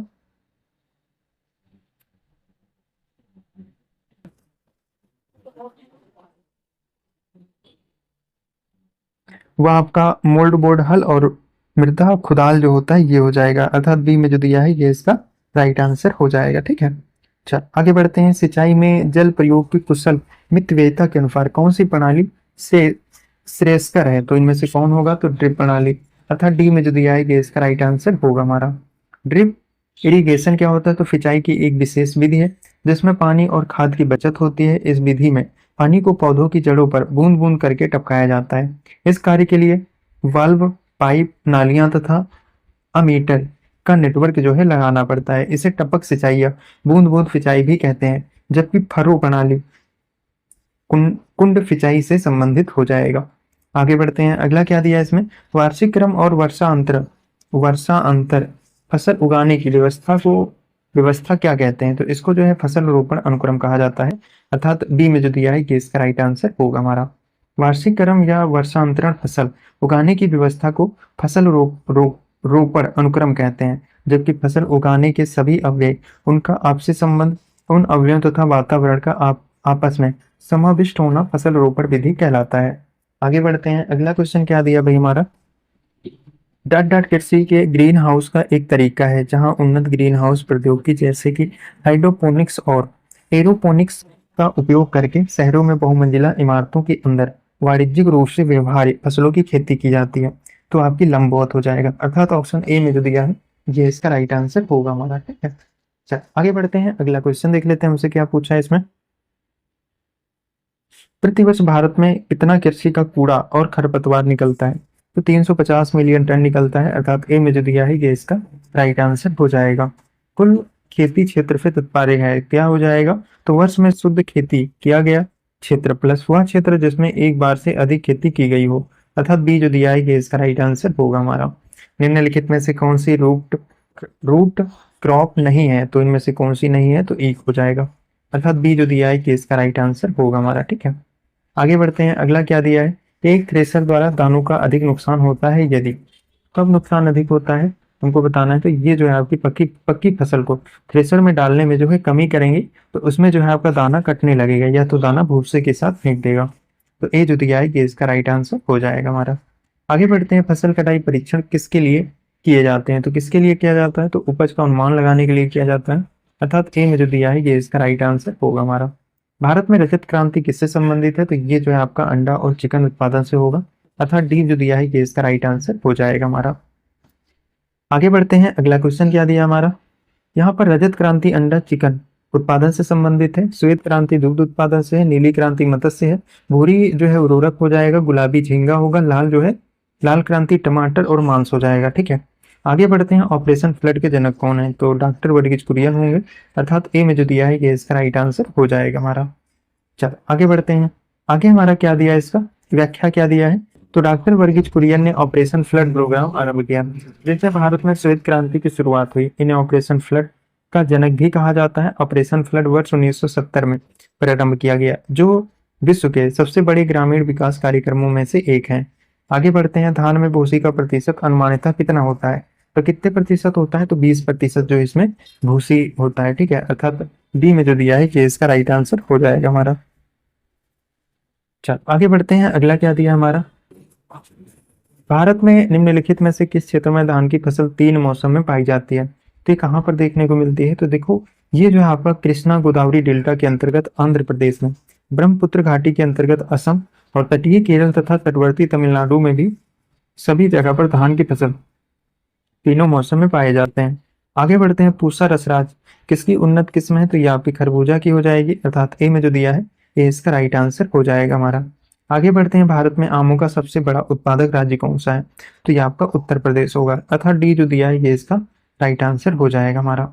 आगे बढ़ते हैं, उत्तर भारत में गेहूं की फसल की हेर फेर किससे की जाती है, तो किससे की जाती है, तो धान से की जाती है, अर्थात सी में जो दिया है ये इसका राइट आंसर हो जाएगा हमारा। आगे बढ़ते हैं, जाबू ग्रामीण खेती करने का तरीका कहाँ विद्यमान है, तो ये जो है आपका नागालैंड हो जाएगा, अर्थात डी जो दिया है ये इसका राइट आंसर होगा हमारा। वर्ष 2017-18 में काफी उत्पादन में भारत डाट स्थान पर रहा है, तो ये आपका 9वें स्थान पर रहा है, अर्थात डी जो दिया है ये इसका राइट आंसर होगा हमारा। ठीक है, आगे बढ़ते हैं, निम्नलिखित में से कौन सा देश भारतीय चाय का सबसे बड़ा आयातक है, तो भारतीय चाय का सबसे बड़ा आयातक की अगर बात करें तो यूएई हो जाएगा, यूएई होगा, यूएसए। अच्छा, मूल्य दृष्टि से अगर जो बात करें तो ईरान है। देखो एक मिनट क्या दिया है, 2021-22 के दौरान यात्रा की दृष्टि से रूस, मात्रा की दृष्टि से रूस तथा मूल्य की दृष्टि से चाय का सबसे बड़ा आयातक जो है ईरान हो जाएगा। आगे बढ़ते हैं, अगला क्या दिया हमारा, निम्नलिखित में से भारत का कौन सा राज्य चाय का सर्वाधिक उत्पादक है, जहां पर चाय के कुल उत्पादन भारत के उत्पादन का लगभग 1/3 भाग के समान होता है, तो कहां पर होता है हमको बताना है, तो असम और पश्चिम बंगाल होगा, अर्थात बी में जो दिया है कि इसका राइट आंसर हो जाएगा। चलो आगे बढ़ते हैं, अगला क्वेश्चन देख लेते हैं हमसे क्या पूछा है, भारत के निम्नलिखित राज्यों में से किसमें कॉफी उत्पादन सबसे अधिक होता है, तो ये आपका कर्नाटक वाले क्षेत्र में होता है, अर्थात डी जो दिया है ये इसका राइट आंसर हो जाएगा हमारा। आगे बढ़ते हैं, निम्नलिखित में से कौन सा एक खाद्य रोपण फसल नहीं है, तो रबड़ हो जाएगा, अर्थात सी जो दिया है ये इसका राइट आंसर होगा हमारा। चल आगे बढ़ते हैं, अगला क्वेश्चन क्या दिया है, 2017-18 में निम्नलिखित में से किस राज्य में भारत में सबसे अधिक रबड़ का उत्पादन किया गया था, तो ये आपका केरल हो जाएगा, अर्थात ए में जो दिया है ये इसका राइट आंसर हो जाएगा। ठीक है, आगे बढ़ते हैं। किसानों को अपनी कॉफी के लिए बेहतर मूल्य निर्धारण में मदद करने के लिए कॉफी बोर्ड ने निम्नलिखित में से किस नवीन मार्केट प्लस ऐप की शुरुआत की है? तो ये आपका कॉफी ब्लॉकचेन की प्रयोग किया है। ए में जो दिया है ये इसका राइट आंसर हो जाएगा हमारा। ठीक है, चल आगे बढ़ते हैं। अगला क्या दिया है? भारत में प्रमुख सुपारी उत्पादक राज्य निम्नलिखित में से कौन सा है? तो ये आपका कर्नाटक हो जाएगा, अर्थात डी में जो दिया है ये इसका राइट आंसर होगा। बागवान द्वारा कई क्रय पेय फसल निम्नलिखित में से कौन सा है? तो आपका चाय हो जाएगा, अर्थात सी में जो दिया है ये इसका राइट आंसर होगा हमारा। आगे बढ़ते हैं। अगला क्या दिया है? भारत में काजू का प्रथम परिचय किन लोगों ने कराया था? तो ये आपको पुर्तगालियों के द्वारा कराया गया था, अर्थात बी में जो दिया है ये इसका राइट आंसर होगा हमारा। निम्न राज्यों में से काजू का मुख्य उत्पादक है? तो महाराष्ट्र हो जाएगा, अर्थात बी में जो दिया है ये इसका राइट आंसर हो जाएगा। निम्नलिखित में से भारत में कपास की खेती के लिए सबसे आदर्श क्षेत्र कौन सा माना जाता है? तो दक्कन का पठार जो है माना जाता है। आगे बढ़ते हैं। आगे क्या दिया है? ललित किसकी एक उत्तम किस्म है? तो ये आपकी अमरूद की हो जाएगी, अर्थात बी जो दिया है कि इसका राइट आंसर होगा हमारा। चल आगे बढ़ते हैं। अगला क्या दिया है? वर्ष 2017-18 में विश्व में फसल उत्पादन में भारत का कौन सा स्थान है? तो दूसरा स्थान हो जाएगा, अर्थात बी में जो दिया है कि इसका राइट आंसर होगा हमारा। ठीक है, आम का हिमसागर किस्म किस राज्य का है? तो ये आपका पश्चिम बंगाल का होगा, अर्थात बी में जो दिया है ये इसका राइट आंसर हो जाएगा। आम की लंगड़ा किस्म हमारे राज्य के निम्नलिखित में से किस राज्य में उद्भिद मानी जाती है? तो आपकी वाराणसी में जो है मानी जाती है, अर्थात डी जो दिया है ये इसका राइट आंसर होगा हमारा। हिमाचल प्रदेश आम की कौन सी किस्म की पैदावार के लिए प्रसिद्ध है? तो ये आपका चौसा आम के लिए हो जाएगा, अर्थात सी जो दिया है ये इसका राइट आंसर होगा। आगे बढ़ते हैं। अगला क्या दिया है इसमें हमसे? इंडियन ऑयल कॉर्पोरेशन की तेल रिफाइनरी उत्तर प्रदेश में कहाँ स्थित है? तो ये आपका मथुरा में हो जाएगा। ठीक है, चल आगे बढ़ते हैं। अगला क्वेश्चन क्या दिया हमारा? डट डट उत्तर प्रदेश में चमड़ा व्यवसाय का एक प्रमुख केंद्र है, तो ये आपका कानपुर में हो जाएगा, अर्थात ए में जो दिया है ये इसका राइट आंसर हो जाएगा। वर्ष डट डट में कोलकाता के पास हुगली नदी पर रिसड़ा में पहली जूट मिल स्थापित की गई थी, तो कब की गई थी? तो 1855, अर्थात बी में जो दिया है ये इसका राइट आंसर हो जाएगा हमारा। आगे बढ़ते हैं। दक्षिण भारत का मैनचेस्टर किसे कहा जाता है? तो कोयम्बटूर को कहा जाता है, अर्थात ए में जो दिया है ये इसका राइट आंसर होगा हमारा। नीलगिरी की तराई में स्थित कोयम्बटूर तमिलनाडु राज्य का एक प्राचीन नगर है। वर्तमान में यह एक औषधीय नगरी के रूप में जाना जाता है। इसे अपने वस्त्र उद्योग के कारण जो है दक्षिण भारत का मैनचेस्टर कहते हैं। आगे बढ़ते हैं। कोयम्बटूर को दक्षिण भारत का मैनचेस्टर क्यों कहा जाता है? तो इसके कपास उद्योग के कारण जो है कहा जाता है, अर्थात बी जो दिया है ये इसका राइट आंसर हो जाएगा हमारा। आगे बढ़ते हैं। किस शहर को स्टील सिटी ऑफ इंडिया के नाम से जाना जाता है? तो जमशेदपुर को जो है जाना जाता है, अर्थात डी में जो दिया है ये इसका राइट आंसर हो जाएगा। मथुरा, डिगबोई और पानीपत में परिसंस्करण शालाएं किसके द्वारा स्थापित की गई हैं? तो इंडियन ऑयल कॉर्पोरेशन लिमिटेड के द्वारा हो जाएगा, अर्थात ए में जो दिया है ये इसका राइट आंसर होगा। निम्न में से कौन सा स्थान स्टील निर्माण से संबंधित नहीं है? तो झरिया झारखंड का जो है ये नहीं होगा, ये कोयला उत्पादन से होगा, अर्थात सी में जो दिया है ये इसका राइट आंसर हो जाएगा। आगे बढ़ते हैं। तातीपाका ये जो है आपका कहाँ से संबंधित है? तो आंध्र प्रदेश से होगा, मतलब एक का 3 हो जाएगा। कोयले की बात करते हैं तो कोयली कहाँ से संबंधित है? तो गुजरात से होगा। नागापट्टिनम की अगर जो बात करते हैं तो ये कहाँ से संबंधित हो जाएगा? तो ये आपका तमिलनाडु से होगा। और नुमालीगढ़ की बात करें तो ये असम से हो जाएगा। तो ये जो है इसका क्रम होगा, अर्थात बी में जो दिया है यही इसका राइट आंसर हो जाएगा। ठीक है, चल आगे बढ़ते हैं। अगला क्या दिया है? निम्नलिखित में से कौन सबसे प्रमुख वस्त्र निर्माण केंद्र है? तो इनमें से महाराष्ट्र हो जाएगा, अर्थात बी में जो दिया है ये इसका राइट आंसर हो जाएगा।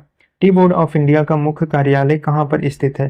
तो ये आपका कोलकाता होगा, अर्थात सी में जो दिया है ये इसका राइट आंसर होगा। एशिया का सबसे बड़ा मसाला बाजार निम्नलिखित में से किसे माना जाता है? तो ये आपका खारी बावली नई दिल्ली को जो है माना जाता है। ए में जो दिया है ये इसका राइट आंसर होगा। चोल नाइकन, कुरुम्बा, कुटुम्ब नाइकन, कादर और कोरंगा भारत के किस भाग में आदिम जनजाति समूह रहती है? तो ये जो है आपका उड़ीसा नहीं, माफ करना, केरल वाले क्षेत्र में देखने को मिलती है। आगे बढ़ते हैं। अगला क्वेश्चन क्या दिया है? भूटिया जनजाति जो अपनी पारंपरिक भव्यता, कला और पाक शैली के लिए व्यापक रूप से जानी जाती है, किस राज्य में पाई जाती है? तो ये जो आपका सिक्किम राज्य में देखने को मिलती है, अर्थात ए में जो दिया है ये इसका राइट आंसर हो जाएगा हमारा। मिसमी जनजाति भारत के निम्नलिखित में से किस राज्य में निवास करती है? तो अरुणाचल प्रदेश से हो जाएंगे, अर्थात बी में जो दिया है ये इसका राइट आंसर हो जाएगा। आगे बढ़ते हैं। व्यावसायिक उपयोग के लिए सब्जियां, फूल और फल उगाने की क्रिया के लिए निम्नलिखित में से किस शब्द का उपयोग किया जाता है? तो हॉर्टिकल्चर का उपयोग किया जाता है, अर्थात ए में जो दिया है ये इसका राइट आंसर हो जाएगा। चेचू कबीले के लोग जो अधिकतम शिकार और जंगली उत्पादों की बिक्री पर निर्भर करते हैं डैश में पाए जाते हैं। तो ये कहाँ पर पाए जाते हैं इनको बताना है। तो ये जो है आपके आंध्र प्रदेश में पाए जाते हैं, अर्थात सी में जो दिया है ये इसका राइट आंसर होगा हमारा। आगे बढ़ते हैं, अगला क्या दिया है, निम्नलिखित में से कौन सी जनजाति नीलगिरी पहाड़ियों में नहीं पाई जाती है। तो मोख जनजाति जो है ये आपके नीलगिरी की पहाड़ियों में नहीं पाई जाती है, अर्थात डी जो दिया है ये इसका राइट आंसर होगा हमारा। आगे बढ़ते हैं, बस्तर एक आदिवासी जिला किस राज्य में है। तो ये आपका छत्तीसगढ़ हो जाएगा, अर्थात बी में जो दिया है ये इसका राइट आंसर होगा हमारा। निम्न में से किस उत्पाद को एक मार्ग के प्रमाणीकरण की आवश्यकता है। तो ये आपका दलहन हो जाएगा, अर्थात सी में जो दिया है ये इसका राइट आंसर होगा हमारा। आगे बढ़ते हैं, अफ्तानी जनजाति निम्न में से किस राज्य की मूल निवासी है। तो अरुणाचल प्रदेश की हो जाएगी, अर्थात बी जो दिया है ये इसका राइट आंसर हो जाएगा हमारा। आगे बढ़ते हैं, आगे क्या दिया है, निम्नलिखित में से कौन सा मिजोरम की मारा जनजाति का सबसे महत्वपूर्ण और सबसे बड़ा सांस्कृतिक और साथ ही धन्यवाद विज्ञापन समारोह है। तो ये जो है आपका वैल्युआ कला हो जाएगा, अर्थात ए में जो दिया है ये इसका राइट आंसर होगा। अंगमी वे जनजाति हैं जो रहते हैं, तो ये आपके नागालैंड में रहते हैं, अर्थात सी में जो दिया है ये इसका राइट आंसर हो जाएगा। निम्नलिखित में से किस अनुसूचित जनजाति की जनसंख्या उत्तर प्रदेश में सबसे अधिक है। तो ये आपकी थारू जनजाति की जनसंख्या सबसे अधिक उत्तर प्रदेश में पाई जाती है। आगे बढ़ते हैं, आगे क्या दिया है, भारत में कौन सी आदिवासी समुदाय अधिकतर उदयपुर में सिरोही के अरावली पर्वतमाला में पाई जाती है। तो ये आपकी भील हो जाएगी, अर्थात सी में जो दिया है ये इसका राइट आंसर होगा हमारा। आगे बढ़ते हैं, आगे क्या दिया हमारा, डट डट जनजाति पश्चिम बंगाल की प्रमुख जनजाति है और ज्यादातर बकुंडा और पुरुलिया जिलों में पाई जाती है। तो ये आपकी संथाल हो जाएगा, अर्थात सी में जो दिया है ये इसका राइट आंसर होगा हमारा। किस वर्ष में गंगा नदी को राष्ट्रीय नदी घोषित किया गया था। तो 2008 में जो इसको घोषित किया गया है, अर्थात बी जो दिया है ये इसका राइट आंसर होगा। पोनमुडी दक्षिण भारत का एक छोटा सा हिल स्टेशन है या किस शहर के पास स्थित है। तो ये आपका तिरुवनंतपुरम हो जाएगा, अर्थात सी में जो दिया है ये इसका राइट आंसर होगा। महनसर डूंगरपुर चुरू नारलेई शहर भारत के किस राज्य में है। तो ये आपके राजस्थान में हो जाएंगे, अर्थात सी जो दिया है ये इसका राइट आंसर होगा हमारा। आगे बढ़ते हैं, आगे क्या दिया है भाई, निम्नलिखित में से कौन सा क्रेता एकाधिकार का एक उदाहरण है। तो इनमें से कौन होगा। तो चाय बोर्ड जो है एकाधिकार का उदाहरण हो जाएगा, अर्थात डी जो दिया है ये इसका राइट आंसर हो जाएगा हमारा। इनमें से कौन सा लघु हिमालय के महत्वपूर्ण पहाड़ी रिजॉर्ट में से एक नहीं है। तो इनमें से कौन नहीं होगा। तो बाणासुर जो है नहीं होगा, ठीक है, अर्थात ए में जो दिया है ये इसका राइट आंसर हो जाएगा। नदी के प्रवाह को मापने के लिए निम्न में किसका उपयोग होता है। तो ये आपका क्यूमेक का उपयोग किया जाता है, अर्थात डी जो दिया है ये इसका राइट आंसर होगा हमारा। आगे बढ़ते हैं, आगे क्या दिया है, किसी स्थान की आर्द्रता जानने के लिए निम्न में से किसका उपयोग किया जाता है। तो हाइग्रोमीटर का किया जाता है, अर्थात सी जो दिया है ये इसका राइट आंसर हो जाएगा हमारा, ठीक है। चलो आगे बढ़ते हैं, अगला क्वेश्चन क्या पूछा है, और सभी कुछ प्रतीक्षा कर सकता है किंतु कृषि नहीं, यह उद्गार किसका है, मतलब यह कथन किसका है हमको बताना है। तो पंडित जवाहरलाल नेहरू जी का हो जाएगा, अर्थात सी में जो दिया है ये इसका राइट आंसर होगा। कितने प्रतिशत ग्रामीण परिवारों की रसोई में परंपरागत लकड़ी गोबर आदि के खाना बनाया जाता है। तो ये जो है 85%, मतलब ये अब बदल के जो है बहुत कम हो गया है, ठीक है। नवीनतम डाटा की अगर जो बात करी जाए बदल गया है फिलहाल। आगे बढ़ते हैं, आगे क्या दिया है, केवल कितने प्रतिशत ग्रामीण परिवारों की रसोई मिट्टी तेल से खाना बनाया जाता है। तो ये आपका 1% हो जाएगा, अर्थात सी में जो दिया है ये इसका राइट आंसर होगा हमारा। सामाजिक वन के कार्यक्रम का उद्देश्य निम्नलिखित सभी क्षेत्रों में बड़े पैमाने पर वृक्षारोपण है सिवाय। तो ये आपका नगरीय औद्योगिक संपदाओं में, अर्थात डी जो दिया है ये इसका राइट आंसर हो जाएगा, ठीक है। आगे बढ़ते हैं, अगला क्या दिया है, माउंट एवरेस्ट पर चढ़ने वाली प्रथम भारतीय महिला कौन थी। तो वो आपकी बछेंद्री पाल हो जाएंगे, अर्थात डी जो दिया है ये इसका राइट आंसर होगा हमारा। आगे बढ़ते हैं, सर्वे मैप 45D7 के अंतर्गत कौन कौन से राज्य हैं। तो गुजरात और राजस्थान हो जाएगा, अर्थात सी जो दिया है ये इसका राइट आंसर होगा हमारा। घोड़े की नाल के आकार की पातालकोट घाटी का रमणीय दृश्य प्रदान करने वाला तमिया हिल स्टेशन भारत के निम्नलिखित में से किस राज्य या केंद्र शासित प्रदेश में स्थित है। ये आपका मध्य प्रदेश हो जाएगा, अर्थात डी जो दिया है ये इसका राइट आंसर होगा हमारा।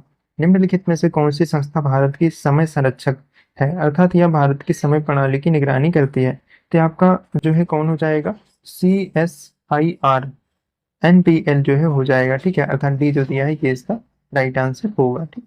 चल आगे बढ़ते हैं, अगला क्वेश्चन देख लेते हैं क्या दिया है। भारत में सोयाबीन किसानों की मदद के लिए ई चौपाल, जिसे आमतौर पर सोया चौपाल प्रोग्राम कहा जाता है, किसके द्वारा चलाई गई पहल है? तो ये जो है आपका आईटीसी के द्वारा चलाई गई पहल हो जाएगी। आगे बढ़ते हैं, अगला क्या दिया है? भूतापीय सर्वेक्षण में हाल ही के दशकों में निम्नलिखित में से किस प्रकार के साउंडिंग का विस्तृत प्रयोग किया जाता है? तो ब्लमबर्ग साउंडिंग का प्रयोग किया जाता है। डी में जो दिया है ये इसका राइट आंसर हो जाएगा। ठीक है, 1980 के अंतिम वर्षों में भूतापीय अन्वेषण में प्रयुक्त विकसित तथा संशोधित प्रतिरोधक उपायों में हाल ही में निम्नलिखित में से किस विकल्प को शामिल किया गया है? तो ये आपका टीईएम साउंडिंग्स का प्रयोग किया गया है, अर्थात बी में जो दिया है ये इसका राइट आंसर होगा।